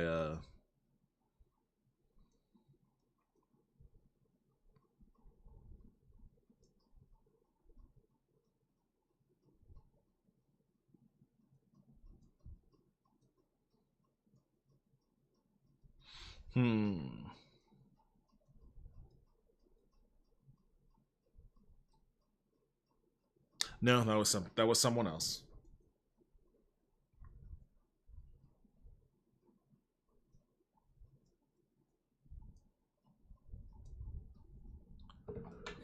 Sorry, Brown, Gary Allen. I mean, I wouldn't imagine I would know any of these dudes. I mean, aside from Winona Judd, Tracy Bird, Los Huracanes del Norte, Jake Owen, Flatland Calvary, Aaron Watson, 100X Dance Hall, Boot Scootin'. The 100X Dance Hall offers the finest hospitality of the Rodeo Austin grounds, including live music and cold drinks in a comfortable setting. It is the place to go before, during, and after each rodeo performance. Each day, 100X Dance Hall patrons can enjoy live, closed-circuit coverage of Rodeo Austin, as well as cocktails and yard games on Jack's Front Porch. Live music and dancing. You may even have the opportunity to sit next to a world champion cowboy or cowgirl. Well, there you go. They have their own lineup. Damn, this is like fucking big music fest. With some boot scooting.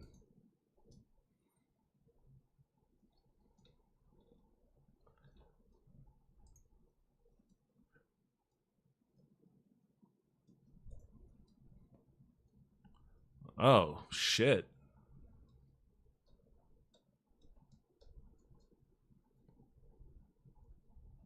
Bucking shoot end. Roping shoot end. Extreme seats. Oh, I think I'll pass on the extreme seats.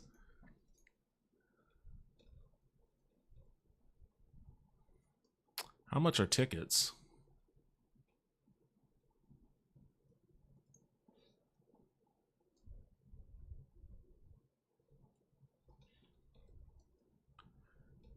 $55. Bleacher seats are $30 to $45. Obstructed view is $30. Obstructed view, huh? Well, I mean, at least they're honest. Extreme seats are 175. Mutton bustin'. What is mutton bustin'? It's complimentary. Reserved bleacher seat for mutton bustin' participants. What the fuck is mutton bustin'?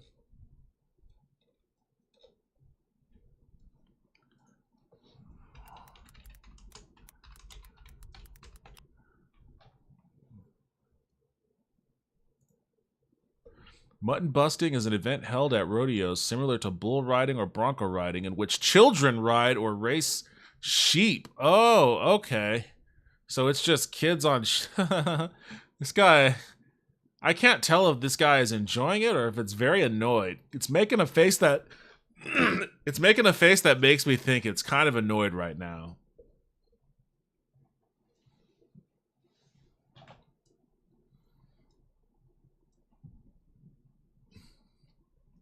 One time I saw a documentary about the gay rodeo and they were highlighting these people. And then when you're midway through the documentary, you discover the lady they're profiling sucks. And you're like, why did you pick this person and not the people who are winning? Because that person is they probably thought that person was, their drama would make them more compelling. Do they have the black rodeo there also? That's a good question. I should look that up too. They have one. It's probably in Houston and not Austin, aka the whitest city in Texas. We used to go up to the Amarillo, the Bill Pickett Invitational gay rodeo. Wait, Amarillo had a gay rodeo? Am I connecting two thoughts that are separate here? Oh, I guess the Bill Pickett is only in Fort Worth. Bill Pickett.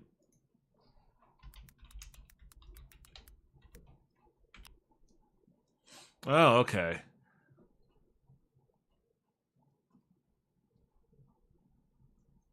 I'm sure there's a rich history surrounding Bill Pickett. Was Bill Pickett Native American? What?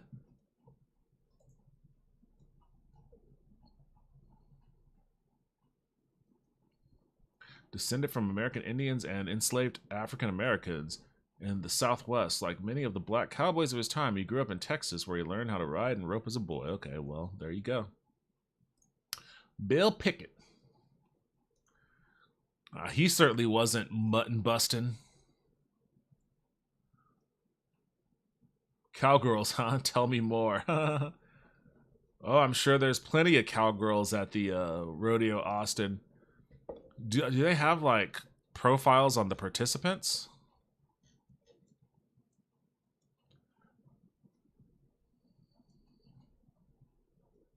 Rodeo Gala.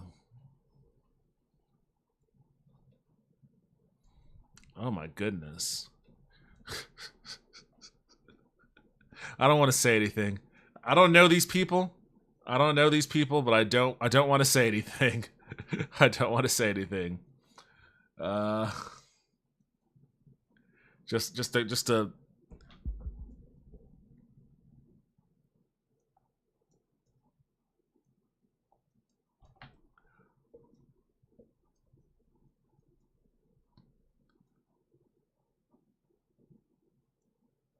what? IGRA.com.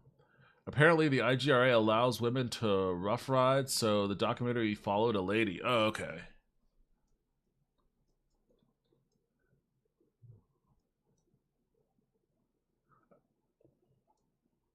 It was Rough Rider, but like I said, it was okay. She was terrible. Thanks, now I know where I could be problematic. There was one scene where she's making fun of, like, pretty femme girls, but she couldn't ever complete a ride. Mutton busting sounds like someone who does bad things to sheep. Well, I mean, I guess it depends on your level of animal rights activist with respects to, you know, what you should and shouldn't be doing to a sheep. Amarillo might have a gay rodeo. I'm not sure. We went to the normal rodeo. Emphasis on normal, brother. Bill Pickett Rodeo. We're getting into rodeo. You know what? I'm going to put Hokkaido on pause for a second. I will get back to it. Let's take a look at what the Bill Pickett Rodeo looks like. Inside the Bill Pickett Rodeo. What is this?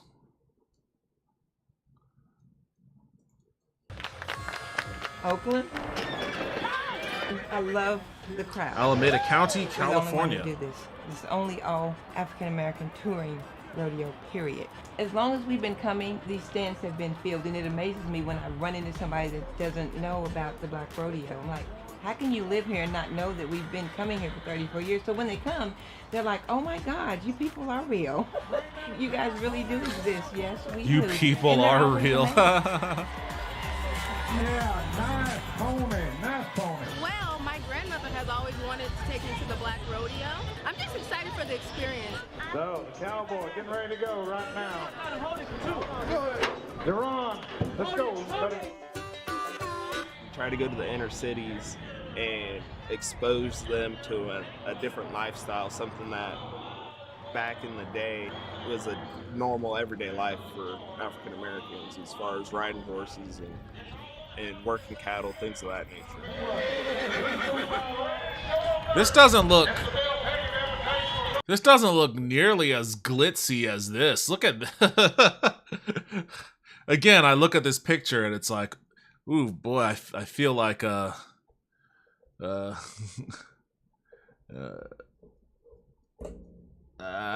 guess I don't know these people. I don't know these people.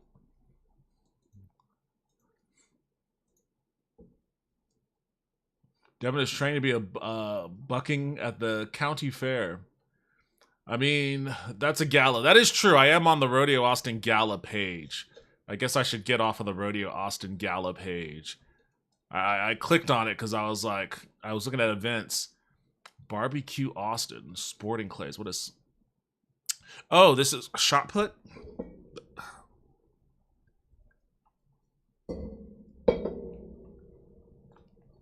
That could be fun. H. White.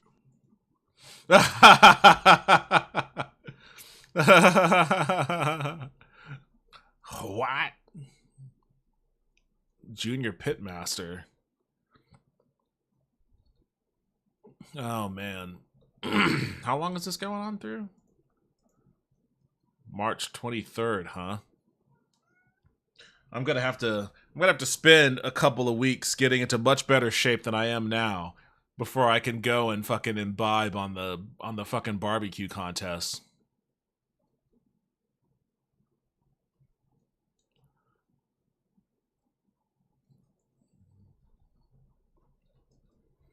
Bareback riding, huh? Oh boy, things are a little spicy. They're getting a little spicy here at the old Rodeo Austin show. You got bareback riding going on as event number 1. Steer wrestling. Mutton busting. Team roping. I can't wait to have your cock in my mouth. I'm sure that guy is somewhere in the bareback event contingent. Tie down roping. Barrel racing. Way do everyone else get a History Month and we get nothing.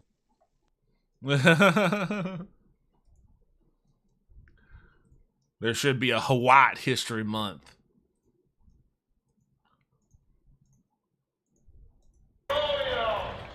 This looks cool though. I actually like this. This looks neat. We've done this for 34 years now. I need to look up. We've done over the 34 years. I need to look up. There's literally 5 generations of the history of old Bill Pickett. They're little bitty to old as me. Bill Pickett started when I was born.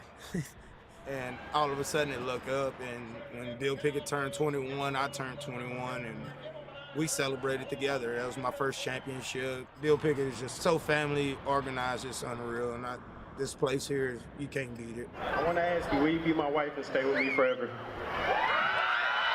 Yes. She said yes.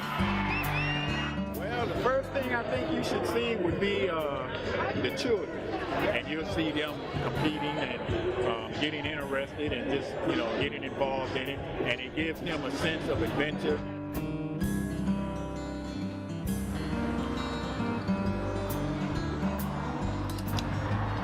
It's very educational as far as kids that that want to get into the rodeo world, and seeing that it's actually black cowboys and cowgirls that actually go out on the road and do it for the funny thing is, like, Beyonce dropped that single recently that's like a country song, and so many fucking people, lost their shit over it, like in the negative sense, like arguing cultural appropriation, like, oh, she's stealing white culture, but white people can't do rap without being accused of stealing black culture, but they can do country and they're not stealing. It's like, well, I mean, so many of the original cowboys of like the real Old West were fucking black and brown people. Like, cowboys, historically speaking, were just basically ranch hands. They did all the hard ass work, like, for the ranch owners. They were the ones that were like, I know that like the mythos, the Hollywood mythos has turned them into like gunslinging outlaws of, the untamed frontier, but in reality, they were just fucking manual laborers. And yeah, a lot of them, they didn't own the ranches and the land and the cattle that they tended to. Like, that was owned by, people who were allowed to own property at that time, which, historically wasn't the black people. And the people who owned that property, generally speaking, weren't the ones that tended to all that shit. So yeah, cowboy culture is black culture too.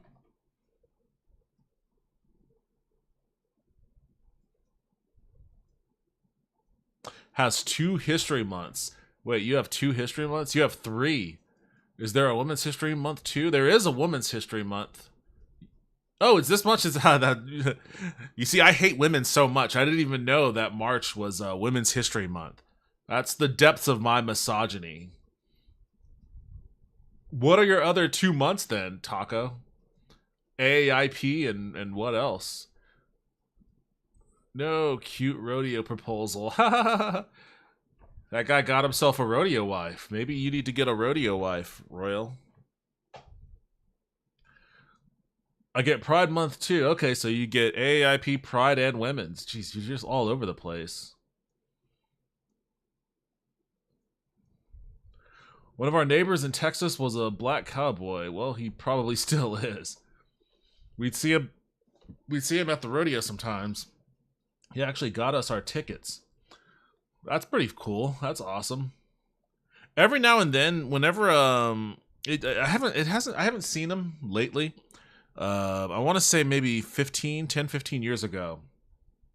I would be hanging out downtown in Austin, and every now and then you would just see a crew of black dudes just moseying down the street on horseback. There'd be like 4 or 5 of them.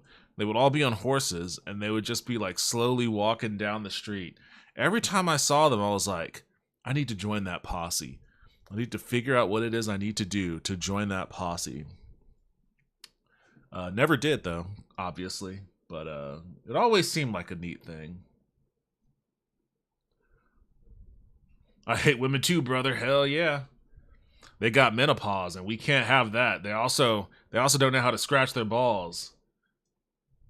Women's history, AAPI. I think I said AAIP, which is funny.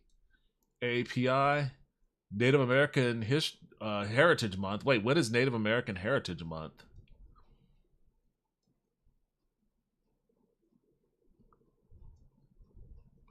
Okay, I have to go to bed for real now. Lol.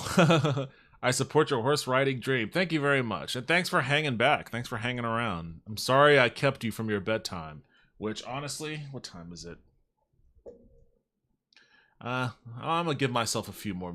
I'll stick around for a little while. I'll finish watching these videos.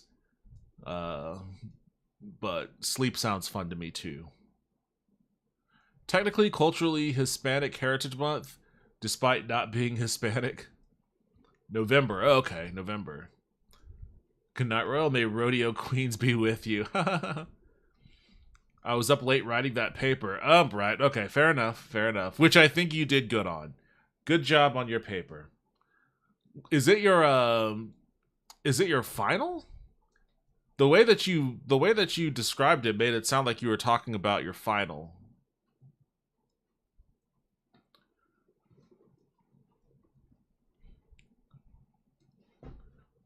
It was for that class. Yeah. Shit, in March? Damn. Well, congrats. Congrats on making it to the end of that class. And I'm sure you did fine on it, so try not to stress.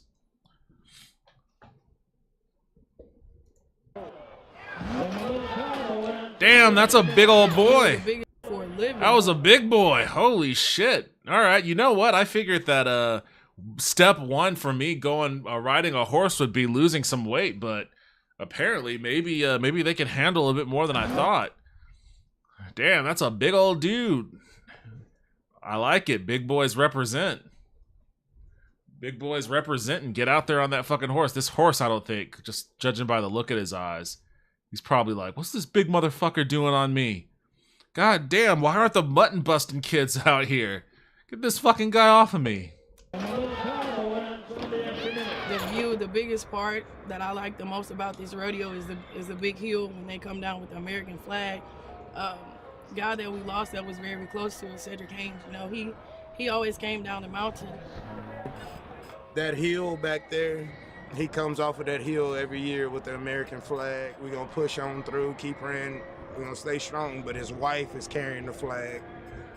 And that's going to be probably one of the best memories I ever have from him. That's kind of sad, but If there's one rodeo nothing you will. go to, Well, it's the Hayward Bill Pickett, because that part right there. it's very is what interesting everyone seeing a large contingent of black people having reverence for the American flag.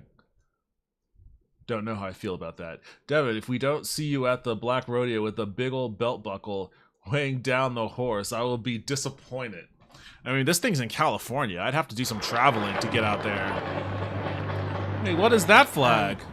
Grateful for the community and how well it supports us and has always supported us, and we're going to do it as long as we can. They keep telling us this is our last year, but we keep showing back up. Wait, who keeps telling you it's the last year? Are people trying to muscle you out of doing the fucking Black Rodeo?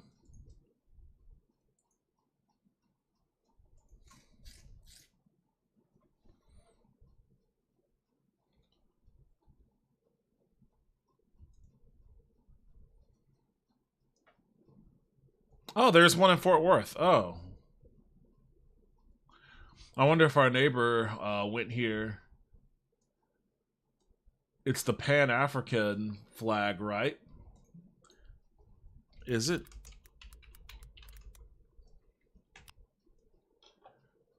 It looked like, I guess it was a merge. I guess it was a combination of the American flag and the Pan-African flag. Because it certainly wasn't any flag I'd seen before. Oh, this is already passed. This was February 17th. Memphis, Fort Worth. I guess it's coming back in May.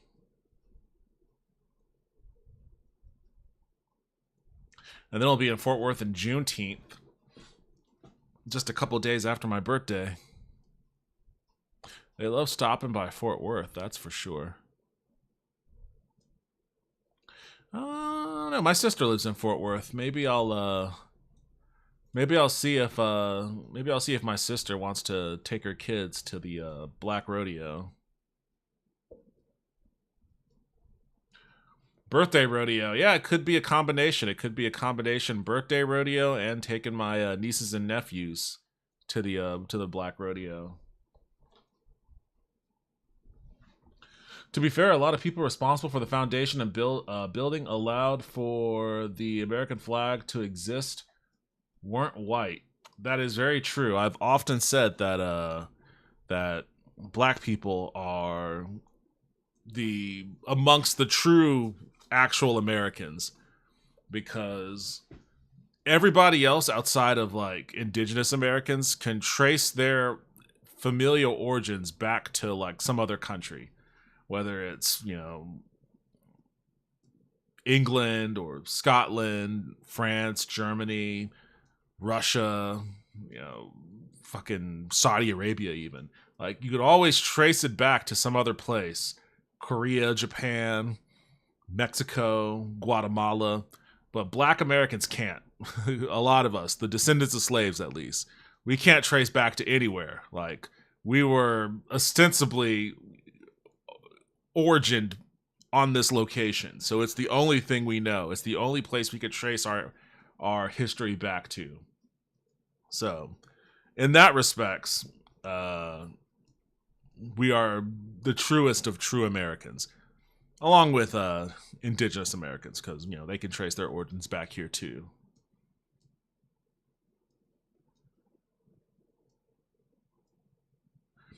It looks better with the Pan-African colors anyways. It just, my first instinct when I saw it was like, is that a thin blue line flag? Like, I get triggered when I see the American flag in other colors, because it's like, oh, that's like some right-wing thing. Maybe they bring it out and sing Lift Every Voice. All right, night, friends. Good night, Royal. Have a good night. Black people and Mexicans both had a large hand in building this place. Asians too. Oh yeah, I know.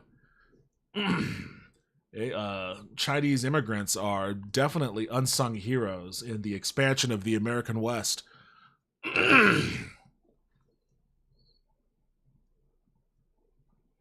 Not saying white people didn't have a hand in building, but a lot of it was due to cheap, free, or forced labor from people of color.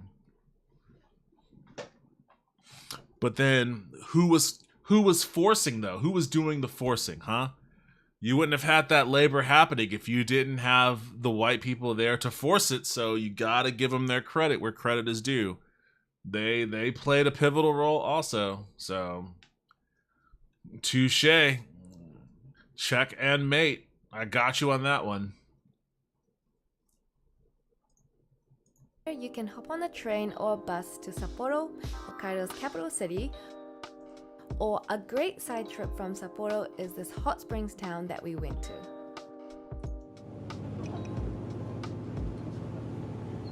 Now we're in Noboribetsu. It's a hot springs town, and we're gonna go grab some lunch. Noboribetsu Hokkaido is famous for Genghis Khan, and that's what we're gonna have. So let's go. And isn't it pretty, the snow? It's like Christmas. Wonderland already in early December. I was, brother. Hell yeah. Genghis Khan is a Praise hell, praise Dale. consisting of grilled mutton or lamb. The dish is always prepared tableside on the convex-shaped grills, and guests are served with sliced meat, which can be plain or marinated, and are then encouraged to grill the meat themselves, along with various vegetables such as onions, man, cabbage, I and love. bean sprouts. Oh my god, this looks good. Hell yeah. Oh, look at that broth. Hell yeah. Hell yeah. First, grill the vegetables around the... Hold on a second. Let me,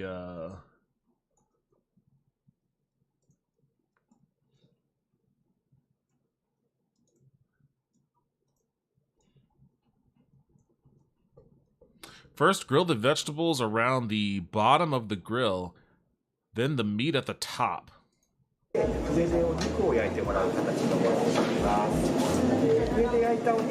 The meat juices will then flow down to the bottom and give the flavor to the vegetables. Hell yeah, what a trick. This is the sauce for the meat. Please put it in your dish sauce and dip the meat in there when you eat it.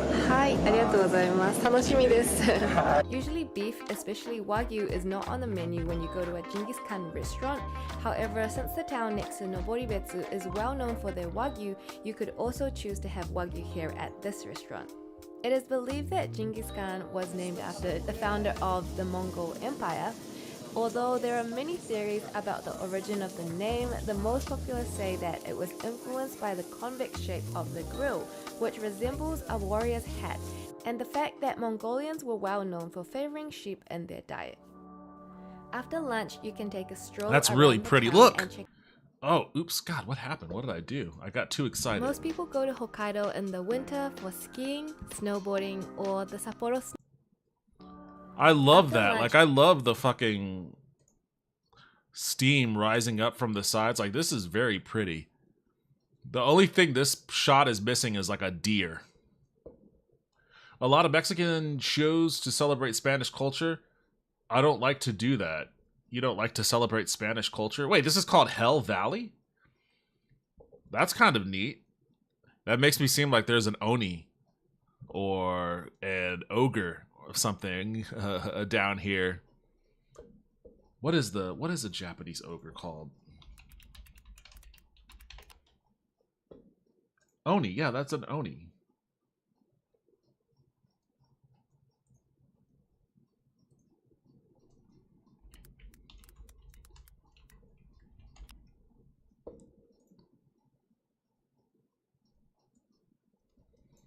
As I consult the Yokai Dictionary.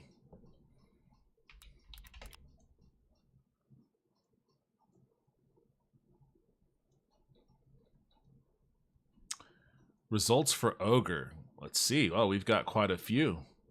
Oni is down here towards the bottom. What is a Warariona? That looks kind of terrifying. Warariona.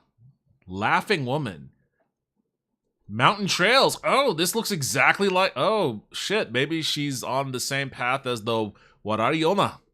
Let's see. Let's read about her. Her diet is travelers. Oh, well, you know what? She's got one right here that's plump with some freshly grilled meat, so...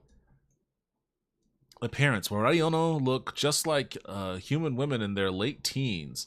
They appear to people who travel in the mountains on the 1st, 9th, and 17th day of each month. Behavior. Warariona live deep in the mountains of the island of Shikoku. Okay, so not here. Their distant laughter is often heard late at night by woodcutters and travelers who... I need like creepy music to go along with this.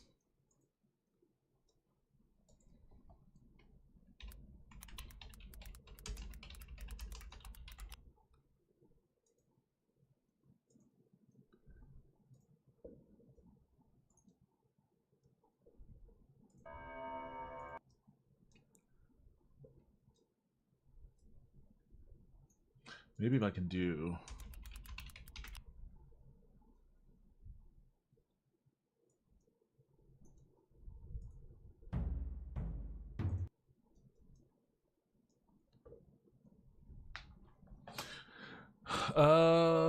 There are the invaders. Oh, Spanish as in Spain. I see what you're saying.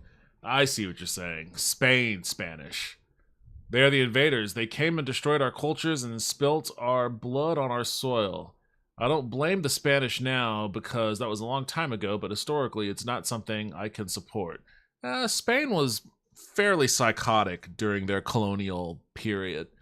Like a unique type of evil that all other aspiring colonial powers strive to live up to.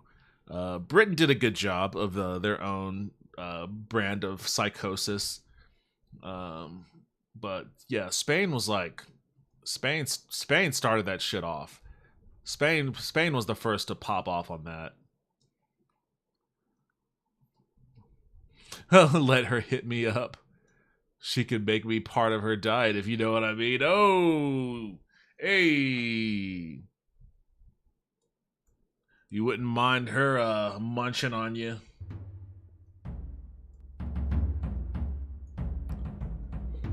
Warariona live deep in the mountains of the islands of Shikoku. Their distant laughter is often heard late at night by woodcutters and travelers who find themselves in the mountains past dark.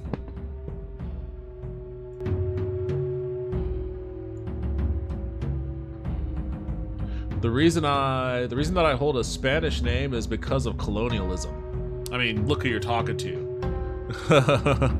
I can tell you my name did not come from Africa. Interactions.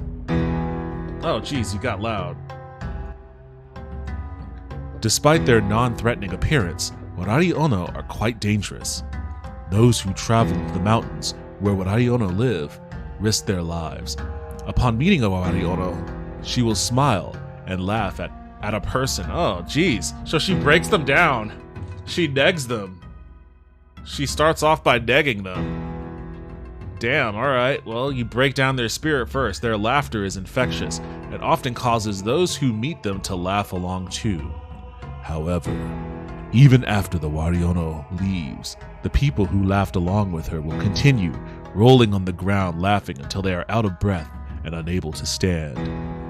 These fits of laughter progress into a terrible fever which, after a few days, kills its victims. So it's like that laughing plague. It's like that laughing plague in Europe. Even those who resist laughing along with the Wariono are not safe. Merely hearing their laughter is enough to induce psychosis. A Wariono's laughter can drive those who hear it into madness. They begin to hear mocking laughter wherever they go, even from rocks, trees, water, and wind. Those who survive such an encounter are doomed to hear this yokai's mocking laughter wherever they go for the rest of their lives. I mean, that sounds...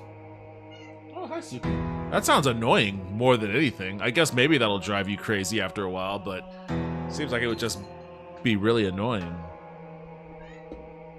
Alright, so stay away from this fucking thing, then. Devin McFly of Texas. I mean, not McFly, but my surname is technically of Scottish origin. It's an English variant of a Scottish last name. It's probably really some people on drugs or just civilizations we don't know. There are plenty even in our own country. What, you mean the Wariono? I mean, I think it's I'm not going to say anything. I don't want to jinx myself.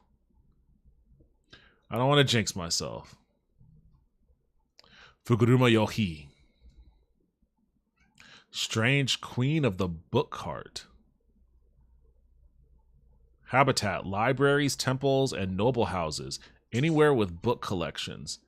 Diet, none. She is fueled by emotion. Oh, jeez. Fuguruma Yohi is a spirit which resembles an ogreish human woman in tattered clothing. She is a kind of Tsukumogami, an artifact spirit, which manifests out of old-fashioned book carts called Fuguruma. In particular, it is the emotion and attachment built up in piles of love letters stored in these carts which gives birth to this yokai. Huh. That's a unique origin story for a yokai.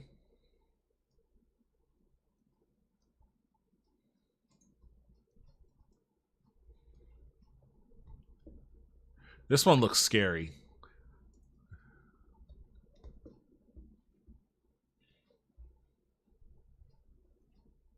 When I was in the Appalachian Trail, I ran into some odd people. Yeah, you were on the Appalachian Trail. You're gonna run into some odd people. Some that didn't seem like they had ever seen society, because they probably hadn't. What was that? It was like a documentary, like the wild something of West Virginia, mountain folk.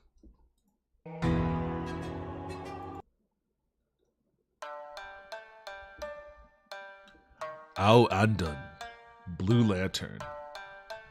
Habitat, parlors and living rooms. Appears during ghost storytelling parties. Her diet is fear. Oh boy. Ghost storytelling parties. The Ao Andun is the incarnation of mass human terror, formed out of the built-up fears of large groups of people. This fear takes the appearance of a demonic woman with long black hair, blue skin, blackened teeth, sharp claws, and horns. It wears a white or blue kimono and glows with an eerie blue light. During the Edo period, a popular summertime activity among the aristocratic classes was to gather and swap ghost stories, hoping the chill of fear would stave off the intense midsummer heat. These parties were called Hyaku Monogatari. Hyaku Monogatari, yes. Hyaku Monogatari Kaidankai, a gathering of 100 ghost stories. During a game of Hyaku Monogatari Kaidankai, 100 candles would be lit and placed inside of blue paper lanterns called andan. The andan created an eerie atmosphere suitable for storytelling. Throughout the night, guests would take turns telling progressively scarier stories about yokai, demons, ghosts, and other strange things. After each story, one candle would be snuffed out. The room gradually grew darker until only the 100th candle remained. Its dim blue light would struggle to fill the room and cast long, creepy shadows. Interesting. Behavior. According to superstition, after the final candle was snuffed, an actual spirit would appear out of the darkness to attack the participants. Summoned by the heightened emotional state of fear of the guest, the spirit was called the Ao Andan.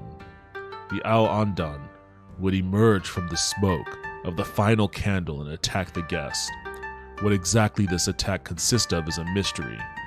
Whether the Ao Andan slaughtered all of the participants in a brutal finale inspired by the preceding's tales, or simply jumps out to give one last shock before the guests return home, has never been recorded. The reason for this is that by the time the 99th ghost story had been told, the guests were too frightened to tell the final story. Hyakumonogatari Kaidenkai parties traditionally concluded before the final candle could be snuffed and the Ao Andan could appear.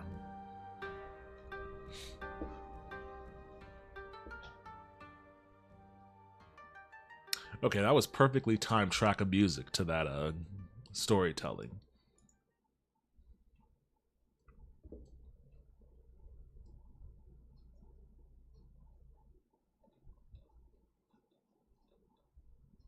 I did it alone? That's ill-advised. It was a mistake. Yeah, I'm sure it was. I intended to hike it with a friend, but they had some medical issues last minute, and young stupid me said, screw it. I had people following me for hundreds of miles. I never saw them directly, and they would root around my campsite and steal from my bags. Oh, Jesus, that's fucking terrifying. The weirdest was whenever they put my bag up on a branch and under they left a deer skull. Yeah, that sounds fucking threatening as all hell. Hey, Devin, I've been passively listening to your readings. Yo, what's up, Gons? Welcome back to the stream. How are you doing? Hope you're having a good night. It was years ago, but I've always took it as I was in some group of people's territory. That's probably a good way to read that. I'm doing well. Hope you're doing well too. I'm doing better now than I was when I started the stream, I'll tell you that much. I could easily spiral down a hole of just reading yokai pages from the yokai dictionary. Like, I used to spend my nights reading this damn page, but reading this website and just looking at any random ass fucking, because I think there's a button. Yeah, there's a random button here. So you just click on random and it'll just pull up a random Suzuri no Tamashi. Okay, hold on a second.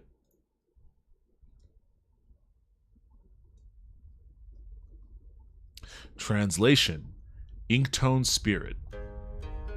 Appearance: an ink stone which has been used to copy the same manuscript over and over for many generations begins to take on aspects of the story itself. Suzuri no Tamashi can manifest phantom sounds and illusory characters from the story which arise from the ink and wreak havoc on the writing desk. On the desk? That's it? Behavior: Suzuri no Tamashi echo the brutal slaughter from when the Taira clan was wiped out in the final battle of the Genpei War. When used, they produce sounds like the echo of the sea, the din of battle, and the screams of warriors. The ink inside begins to ripple and billow like the sea's waves, and tiny boats and soldiers materialize out of the ink. That's very bizarre. Origin, one of the most bloody tales of old Japan, deals with the civil war between the Taira and Minamoto clans, known as the Genpei War. In the final naval battle of the war, the entire Taira clan was brutally wiped out. Many of the slaughtered Taira soldiers transformed into Onryo, and their grudge curse infects the ink stones which have been used to reportedly copy their stories. Oh man, that is brutal. Glad you're doing better. Thank you. I'm glad I am too. There's a lot of stuff in those mountains. I won't trade my experience though. It was an awesome hike and it was really pretty. Yeah, I'm sure it was an awesome hike. I mean, the Appalachian is an underrated territory as far as scenery goes, but definitely don't do it alone. You're asking for some deliverance shit to happen then. Okay, anyways, let me I'm getting way lost in the sauce here. You can take a stroll around the town and check out some of the sites which display the volcanic activity. There are spouts and blowholes everywhere with over 10,000 tons of water gushing out from different hot springs every day. This water is used to supply the hotels in the area. I've been to Beppu, which is in Kyushu, but I actually prefer this one better because it's more natural and like outdoors, whereas at Beppu you have to... I think I hear a woman's mocking laugh in the background. We're in heaven. There are a few other natural hot springs you can go see. However, on this day, the path was closed due to the snow. Afterwards, we headed back to the shopping street where we had lunch and Dosanko went to a pudding. cafe to warm ourselves up. We found this cute cafe that sold Japanese pudding. They had the classic pudding, but also ones with really interesting toppings like corn. Let's just say it wasn't my favorite flavor, however it was definitely interesting and unique to try. When they serve it to you, they actually put it in this onsen basket, which I found really cute. If you have time, I would definitely recommend to stay in Noboribetsu for one night and enjoy the onsen and the food at a Japanese inn.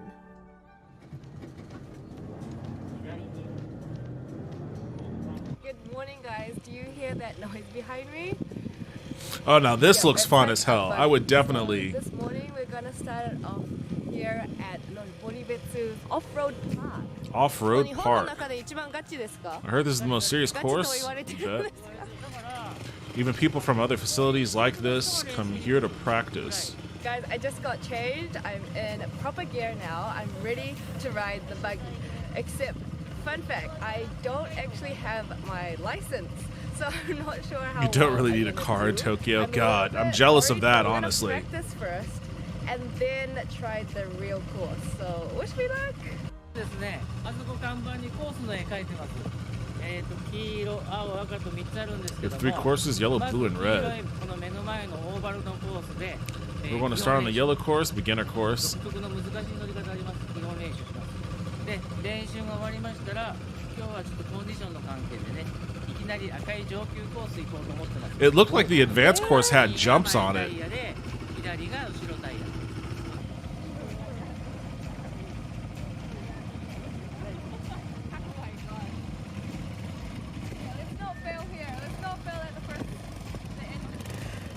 Man, these things look so fun.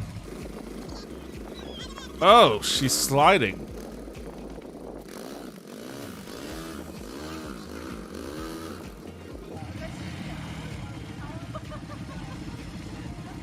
It's like snowy Mario Kart.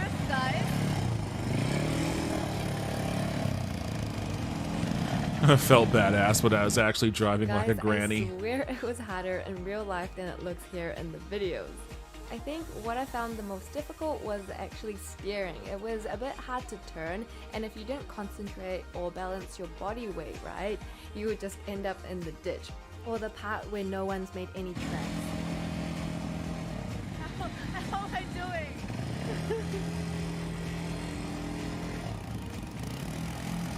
I've never ridden one of these things before, so I don't doubt that it's like difficult to operate.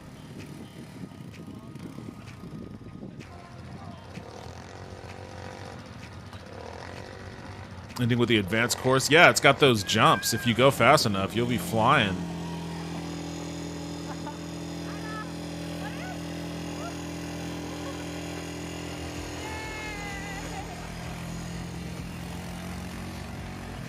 Oh no. A woman driving. Next, we Asian woman driving. Oh no. It's the worst of all you worlds. can also reach the museum from Sapporo Station in around an She hour. definitely can't scratch her balls. Upapoi National Ainu Museum and Park is an open-air museum and park showcasing the history and culture of the Ainu, the indigenous people from mainly Hokkaido. The That's main neat. exhibition building had this beautiful 180-degree view where you could see all I of really the don't park, know much about the Ainu including people. the lake that the museum is situated by and the traditional Ainu houses. Apparently, during the colder months, the lake freezes and professional ice skaters have even skated on it before. I went at the beginning of winter in early December, and the lake was already starting to freeze a little bit. The thing I liked the most about this museum was that it was very interactive, and I'm you a good could learn driver, about though. Ainu culture by not only looking and walking around the museum. I choose but not to trying believe out that, different Taco. activities. I tried out Anyone the could say they're a 30-minute good driver cooking without class, proof. and the teacher Exactly. taught us how to make dango. I'm a good Foods swordsman, like this too. were made in the past only during special ceremonies, so it would always be a treat when you could eat them every few times a year.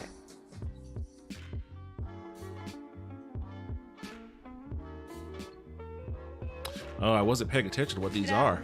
アイヌ語でニヌーム、くるみのタレになります。でこっちはアイヌ昆布ですね。 The dango was chewier and firmer, so I really liked that, and I really loved the walnut topping. You can also watch a traditional Ainu performance. At Upapoi, they try to revive traditional dances based off of old records, and they incorporate that with modern technology to showcase the traditional songs and dances. There are also audio guides you can get so you can understand what's happening in the performance. That's neat. Next, we headed to the traditional Ainu houses. I really and don't know tried out anything some of the about the activities Ainu there. people. We gathered around the hearth and listened to the tales and songs from the everyday lives of Ainu people in the past. It was really interesting and also really touching when the lady started telling us about her personal experiences growing up with Ainu grandparents. My grandmother's mother said to her, "You have to go to a Japanese school, study Japanese, become smart, marry a Japanese man. You don't have to be happy, but I want you to at least have a peaceful life. Don't pick the path that is going to have a lot of hardships like us Ainu people had to experience." So from my grandmother's generation, the language and culture of the Ainu was already disappearing.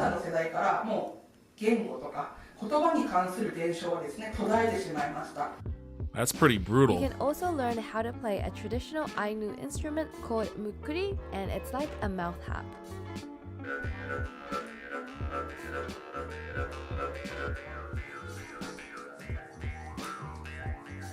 There were also craft activities you could try as well, like the sewing one here. I survived driving I and also cycling in practiced my Boston. bow and I've arrow driven skill, to and and I through every managed to state. catch Eh, a fair deer. enough, you No, got me I'm beat just on that joking. one. You can also try venison at the restaurant in the museum. I ended my trip in Hokkaido by staying at this beautiful hotel by the beach. All of our rooms have a view of the sea, so we want people to come look at the ocean and forget about the stress from their everyday lives. And that looks like a nice-ass restaurant. Or not restaurant, it looks like a nice-ass hotel for sure. この辺も海が見えるんですか?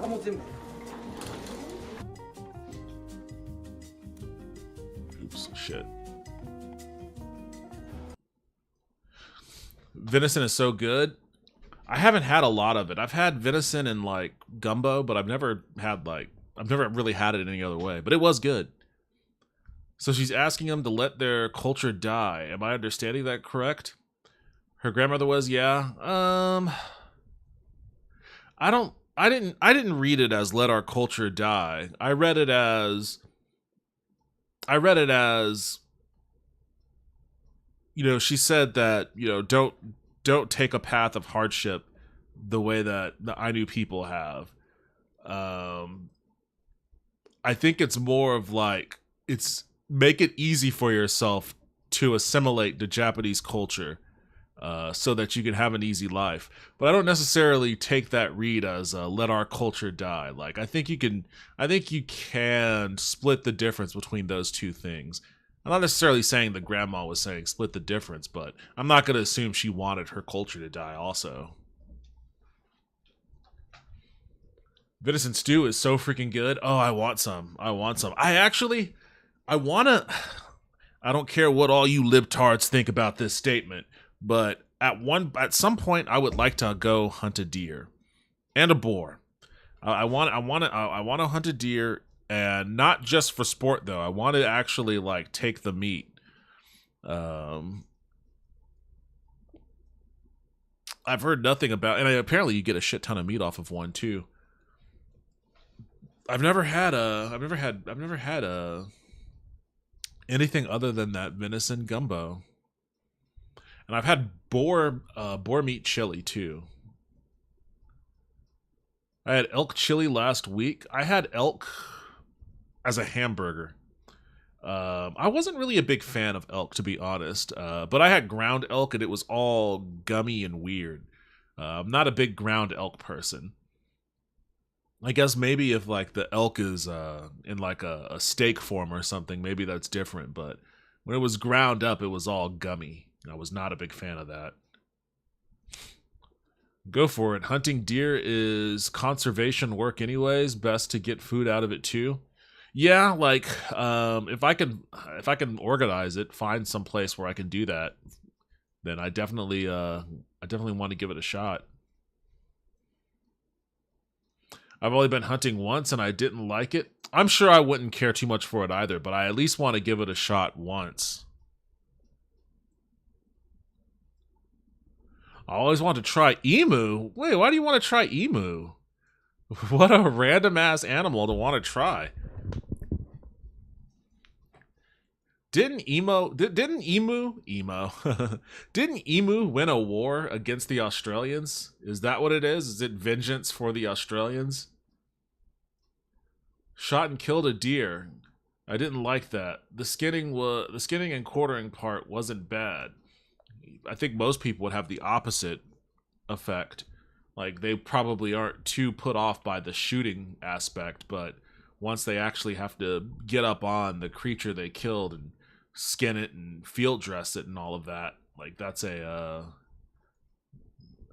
awakening for a lot of people. We grew up with animals for slaughter. Okay, well, you were primed then to accept that part of the hunting experience a little better than most normal people. I would probably be more bothered by the field dressing than I would be by the shooting.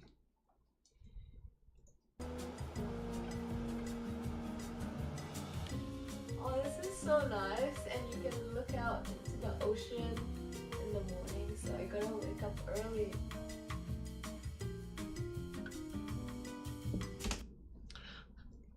Special fruit liquor, fried broccoli yuba, tofu skin, lily root thick soup. That sounds good. 5 pieces of sashimi. Oh, hell yeah. Grilled fish marinated in garlic soy sauce. Okay, I would like to know what kind of fish, but I'm sure it's all awesome. Grilled layered duck meat and potatoes. Oh, shit. Fried eggplant, turnip, persimmon, and tomato jelly. This place is fancy as fuck. Lotus root bun, Furukawa special, sukiyaki. I'm not a big sukiyaki fan. I like the song. Sukiyaki, but the meal, not so much. Shiroi beef, Oregon meat milt. That doesn't sound good. Koya tofu and taru stem. Okay, that 5th dish, everything was fucking jamming until that 5th dish, and that 5th dish kind of was a gut punch to me. Let's see if the 6th dish can recover it. Japanese style ancient rice and rice seasoned, served with soy milk miso soup. Soy milk miso. Okay, I would try that for sure. And then for dessert, sweet potato cake and citrus jelly. The 5th dish knocks me out. I don't know. I don't like sukiyaki though. They did. The Aussies declared war on the emu, but were pretty unsuccessful at stopping them from destroying the farms. Yeah, I think that's what's driving your desire to eat an emu. Is vengeance for the Australians. Okay, that looks good. That's the sukiyaki. Maybe I would give it a shot. Maybe, I don't know. I had sukiyaki before. A friend of mine many years ago made it, and it wasn't good. And it's not like, you know, she was Texan or anything. Like, she made it from a family recipe, and her family were, you know, all, you know, from Japan. So it was as home-cooked sukiyaki as you're going to get. But I just wasn't a fan of the flavor. It was definitely Japanese flavor. It was not Americanized sukiyaki. But, you know, sometimes that Japanese flavoring takes some required taste. Oh, that is a nice view.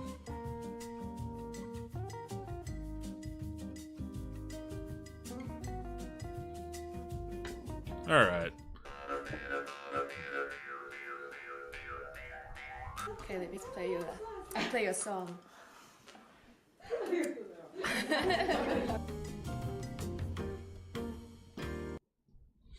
Oh, one of these days I will get to Hokkaido.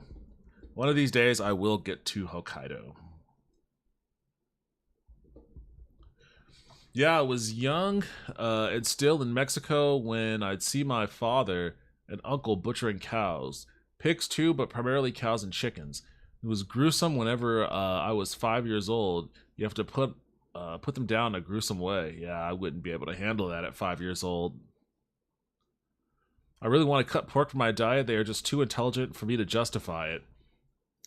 I mean, I largely, not entirely, but for the most part, I've cut pork from my diet, but that's more on the fact that pork is just not the healthiest meat. But, you know, pigs are like little dogs. They're just dogs.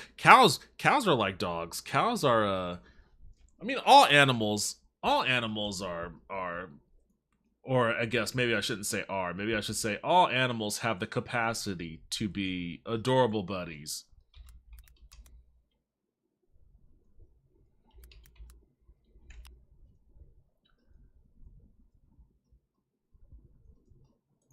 And then I'll talk.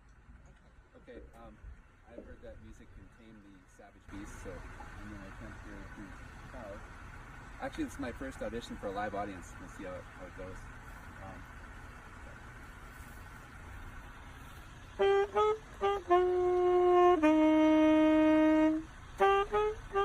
I like how they all just stopped in their tracks. What a terrible video quality. 240p, come on.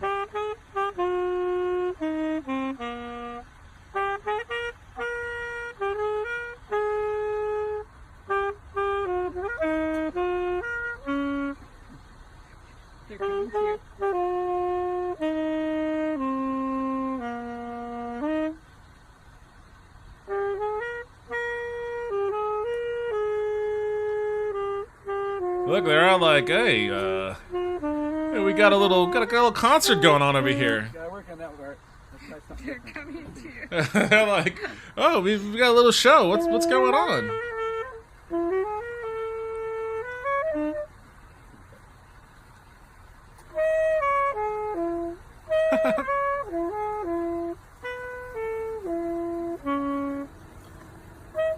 Look at these guys. Look at these guys. They're just like, oh, this guy's putting on a show.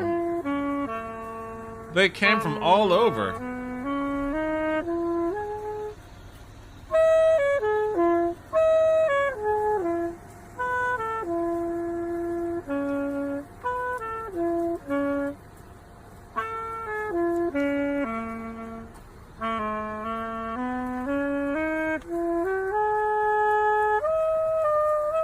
Who knew that cows were fans of, who knew that cows were fans of poorly played jazz?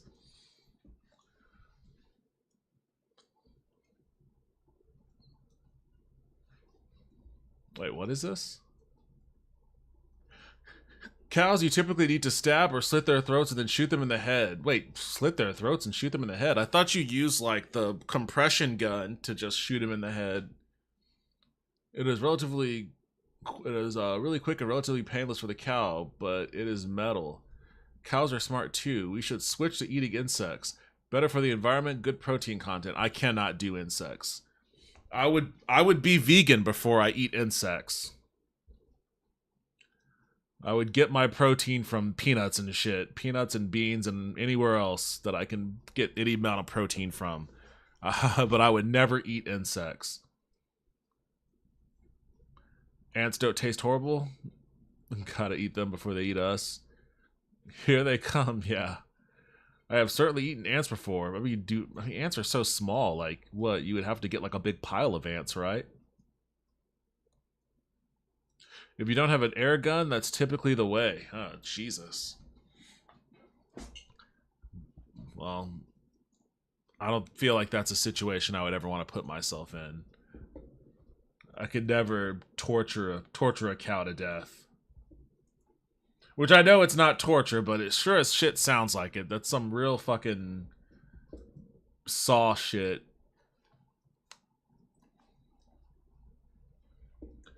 Oh boy, what time is it?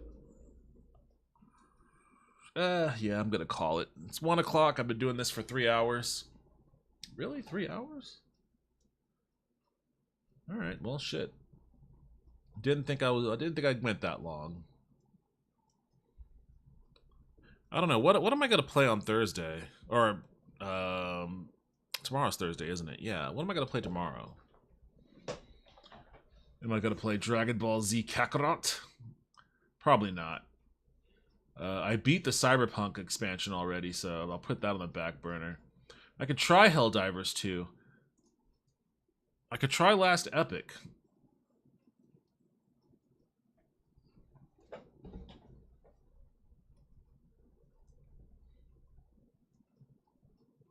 We did get an air gun eventually whenever we had more money. I mean, that just seems like the more preferable way. Even though Javier Bardem from No Country for Old Men made that feel pretty fucking brutally metal too. Orzo Field? I don't know if I'm feeling Starfield. Playing Cyberpunk, though, to the extent that I did, has kind of playing Cyberpunk to the extent that I did has kind of sapped my enthusiasm for Starfield. Let's see what their latest update says. Hold on a second. Say cheese, our latest update brings new ways to show off your modeling skills in space with the addition of new poses and expressions for you and your companions. We excitedly await more showing off of your photography. Okay. We also understand digipics are precious, so we made an adjustment that allows you to undo without the penalty cost of a digipic during the security minigame. Okay, that's kind of neat. This update also contains a multitude of fixes to quests, graphics, gameplay, and more. Way too many to post here. For all the details on what's in this update, you can check the full notes on our website. As always, we appreciate your feedback and attention, providing us details on issues you encounter. Keep coming. Please note, this update is currently in Steam Beta before going live for all players. We don't anticipate much to change from this update, but we'll let you... Well, I just want to know when...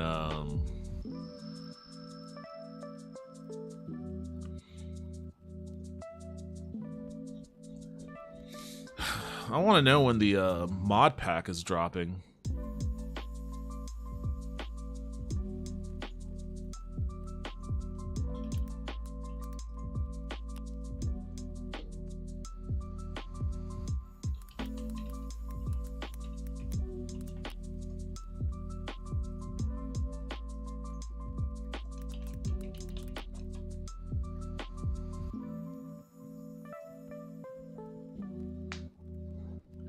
What do they have as far as mods go for Starfield? Royal Weathers, an immersive Starfield climate overhaul. Simplified Chinese translation. All these are simplified Chinese translation. Starfield radio shows, what? Adds 8 radio shows to the Starfield Galactic Radio mod. What? Radio shows? Starfield Beards. Boy, there are some really weird mods here. Immersive Starfield Contraband Deutsch German. Deutsch German. Starfield economic adjustments.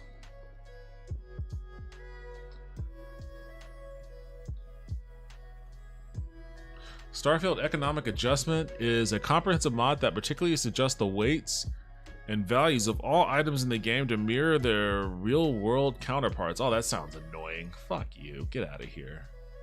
God, I hate when fucking pedantic losers make mods like that. Oh, this apple would actually weigh. Shut up. Get out of here. Starfield Community Patch, Ukrainian. Backpacks, new workbench framework, what? Busty Starfield? Oh boy. I won't click on that.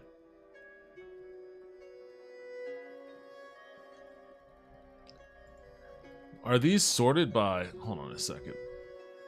Let me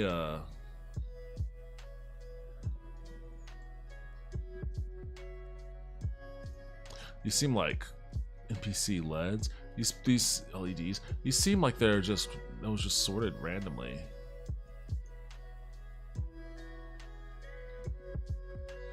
Let's see what the popular mods are.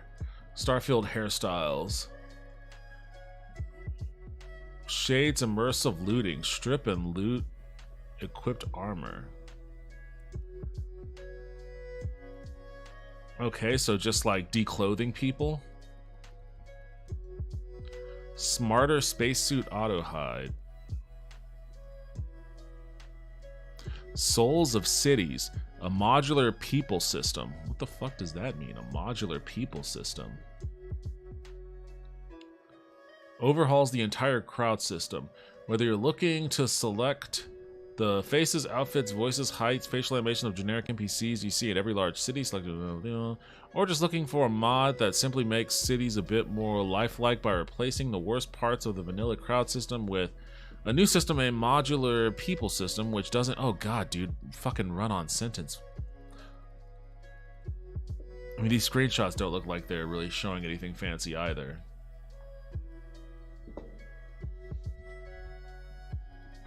Old country for no men. That's the future liberals want. I've been playing some Starfield. Okay, so you're still in the Starfield world. Still no official word on the ETA mod support, but it'll probably be soon. They're definitely working on it. When they announced it, they said something like Q1 2024, which, that's up through the end of March. I'm also interested in alternative modes of travel.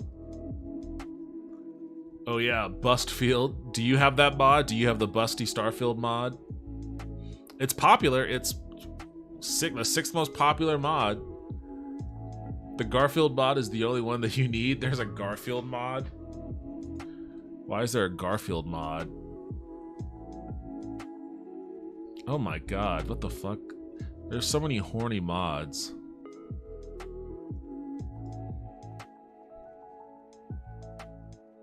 Star Wars aliens. I always thought it was interesting, and maybe even in a detrimental sense, that there were no aliens in Starfield. Like, maybe they didn't want it to be too similar to Mass Effect, but it was weird that there were no aliens in Starfield. I don't know how I'd feel about Star Wars aliens popping up in Starfield, but I think they definitely should have had some aliens.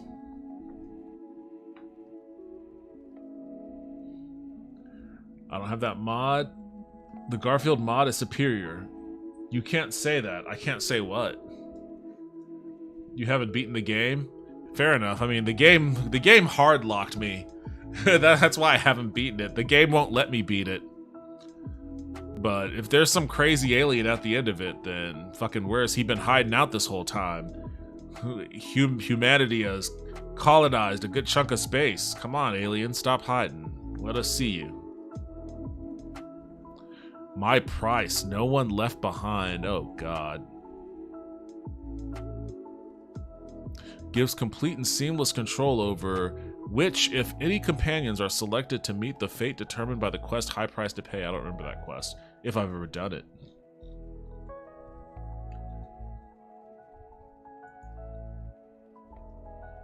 Stay put. Disables havoc on a bunch of stuff so it stays put. Okay, so a physics thing.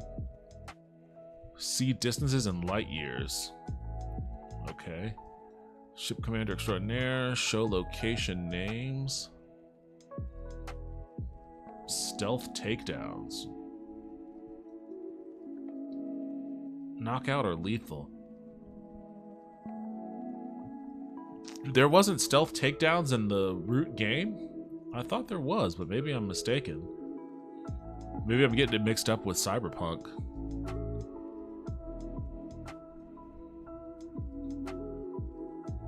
Star Wars A280 blaster rifle, that's kind of cool.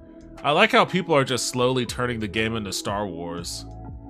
Did somebody make a lightsaber for it yet? Like, there's gonna be, like, just you put the Star Wars alien mods with the Star Wars blaster mod, have a Star Wars lightsaber mod, and you'll just make this game Star Wars. Get some Imperial ship models in there.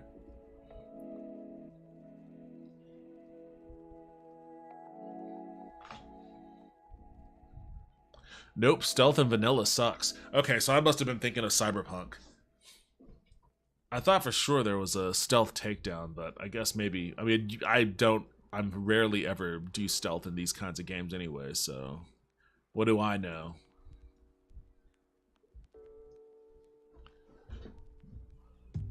Disable shipbuilder auto zoom.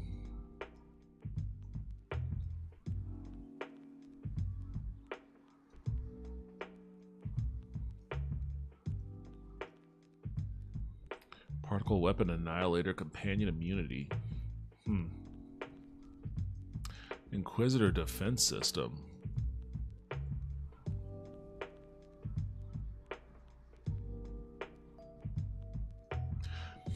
None of these mods seem particularly interesting to me. Forget the stupid lightsabers. Vibroblades are superior. I like vibroblades too. Hey, is there a vibroblade mod for this?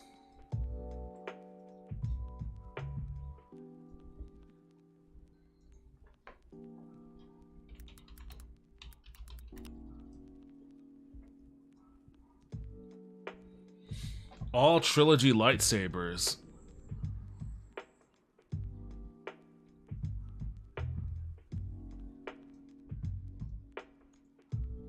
It's a Kylo Ren lightsaber.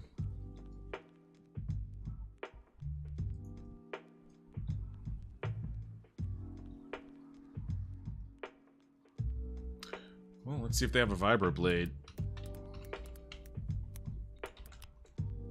Nope, no vibroblade. That's what they think about your vibroblade. I doubt it. These young people don't even know what a vibroblade is. What if they have a dark saber? They should know what a dark saber is at this point.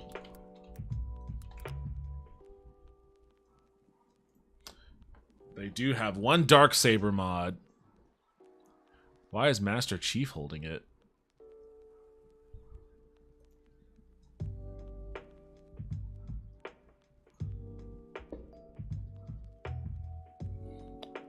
Wakizashi becomes Darksaber.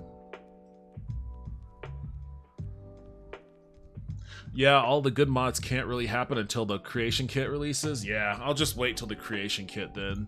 I'll wait till a couple months after the creation kit before I get back into Starfield.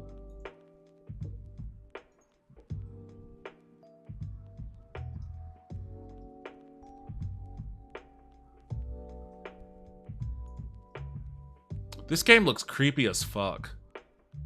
I downloaded the demo. It looks creepy as fuck, though.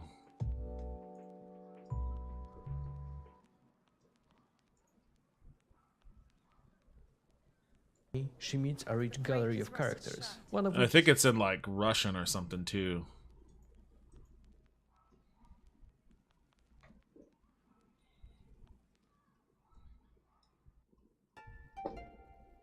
Maybe I should look into more horror games.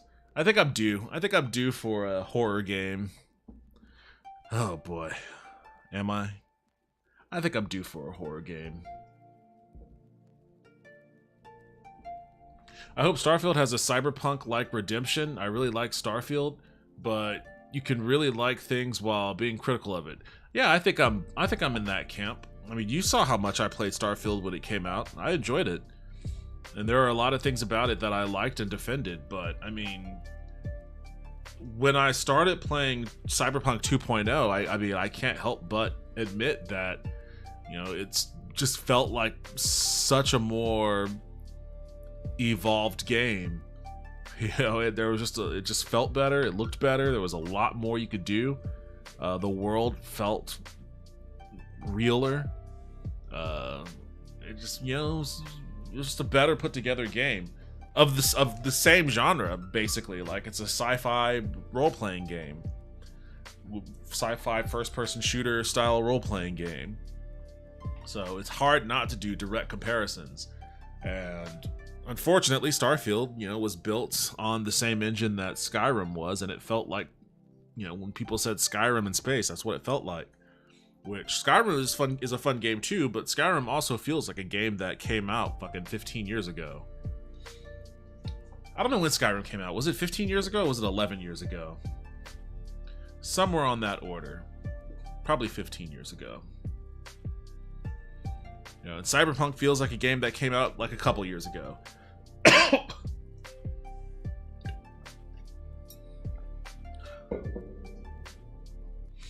13? Oh, I split the difference. I was close. Yeah, Skyrim came out 13 years ago. So Starfield plays like a game that came out 13 years ago. You know, it could have its own redemption arc too, for sure. But there's only so much they can do. It's still gonna feel like Skyrim.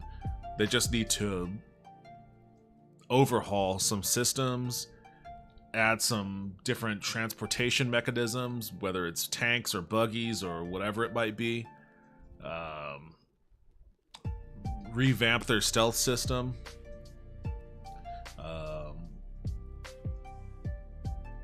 I don't know. They're just gonna have to do a lot of other stuff to kind of bring it up to par. Although I will say, car combat in Cyberpunk 2.0, in my opinion, is trash. I don't like it. And ship combat in Starfield is probably the best part of that game. Ship combat is really fun. So there is that. They got that part right. Maybe they need to focus more on narrative content that revolves around interstellar travel and ship combat. I'm still upset that I never got to dock a ship. I wanted to blast a ship till I could dock it and then dock it and go in there and shit. But I never got around to doing that. I hope it does. I never want a game to be bad unless it's bad in a certain way. I should play a bad game.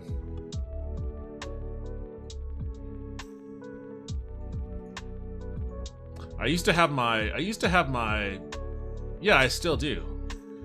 I have my library sorted by bad games, The Orphanage, which are games that I just forget about and never played them, and then I stopped categorizing them.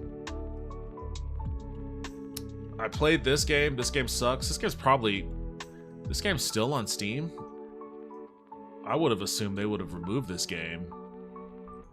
Dinner Date. This game is lackluster. And that's putting it very lightly. Discourse. Unpopular opinion on my end. I think people actually liked this game. Yeah, only 182 reviews, but it's mostly positive. I'm not one of those. I left a negative review on it. Candlewind, this game sucks. Sinister City, I don't think I ever played this one. Warlocks versus Shadows, I have no idea what that's all about. Who's Your Daddy? Oh boy.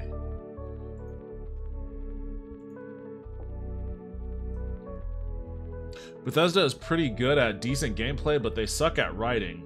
And Emil crying on Twitter when he receives criticism for his bad writing isn't helpful. Their writing, I mean, it used to be pretty good. Did I like... I guess I never really cared for. There were a couple of quests. I guess maybe that's maybe it's more of an indictment than anything else. But there were a couple of individual quests in Skyrim that I thought were really interesting. But most of the time, it was just the main story was pretty bland, and a lot of the side quest stories were pretty bland. There were only a couple that were not. The fun of that game was creating your own story. Creating your own story in your own headcanon while you're roaming around the world doing whatever you want. It was more fun in that capacity. Maybe I should just play Witcher 3 after all. It's been long enough. I haven't played Witcher 3 in several years now. I had to wean myself off of it because I kept playing it. Like, I beat it like 5 times. Back to back to back to back to back.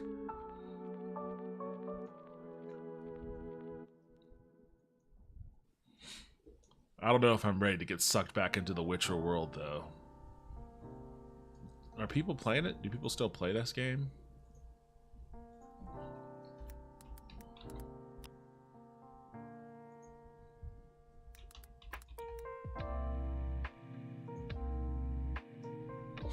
Oh, 2.2k viewers. Yeah, people are still playing it.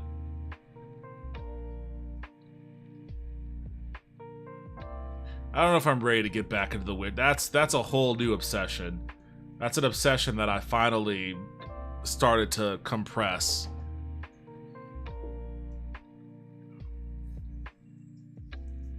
The main story on Starfield is alright. It seemed okay when I was playing it. It seemed okay. It wasn't gripping, but I was interested in it. I don't really care for the twist. I don't know what the twist is, but I'll have that spoiled for me at some point in the future, I'm sure. The Witcher was never a series I could get into. Oh man, I love it. I love it. In fact, I never did. When I first started this stream up, I was doing a playthrough of The Witcher. The first one, because I had never played the first Witcher. I have 39.2 hours on it. I'm close to the end, but I never finished it. I beat Witcher 2 on the Xbox. On my Xbox One, you could download the 360 version of Witcher 2, and I beat that during the pandemic. And I beat 3 many times. So the first Witcher is the only one I haven't actually completed. And they're making a remake. They're doing a remake of this Witcher that's going to look and play like Witcher 3. So a part of me is like, I like the old school PC feel of this game. Like, this feels like a PC game from like the late 90s or early 2000s. And that kind of has its own charm. It's like an old-timey charm. I like it. But I kind of want to play it with the new style too. I played the first, some of the second, never played the third. The third game is a masterpiece. Like, I remember I'd never played when Witcher 3 first came out. I had never played any of them, and I wasn't interested in playing any of them. But I forget. I think my buddy Justin, who hasn't been on this stream in some time, I need to get him back over here.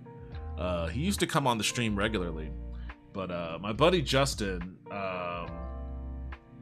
he started playing it, and he told me I should play it. And off of his recommendation, I was like, all right, I'll give it a shot. And then I ended up getting sucked into it and became very obsessed with it. So, yeah, they're talking about it here.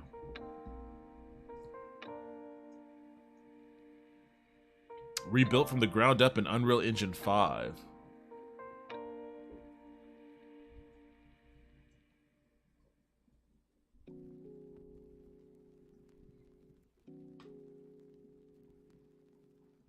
Yeah, they announced this fucking 2 years ago. I want to see a trailer, boys. Drop a trailer for it. Oh, man.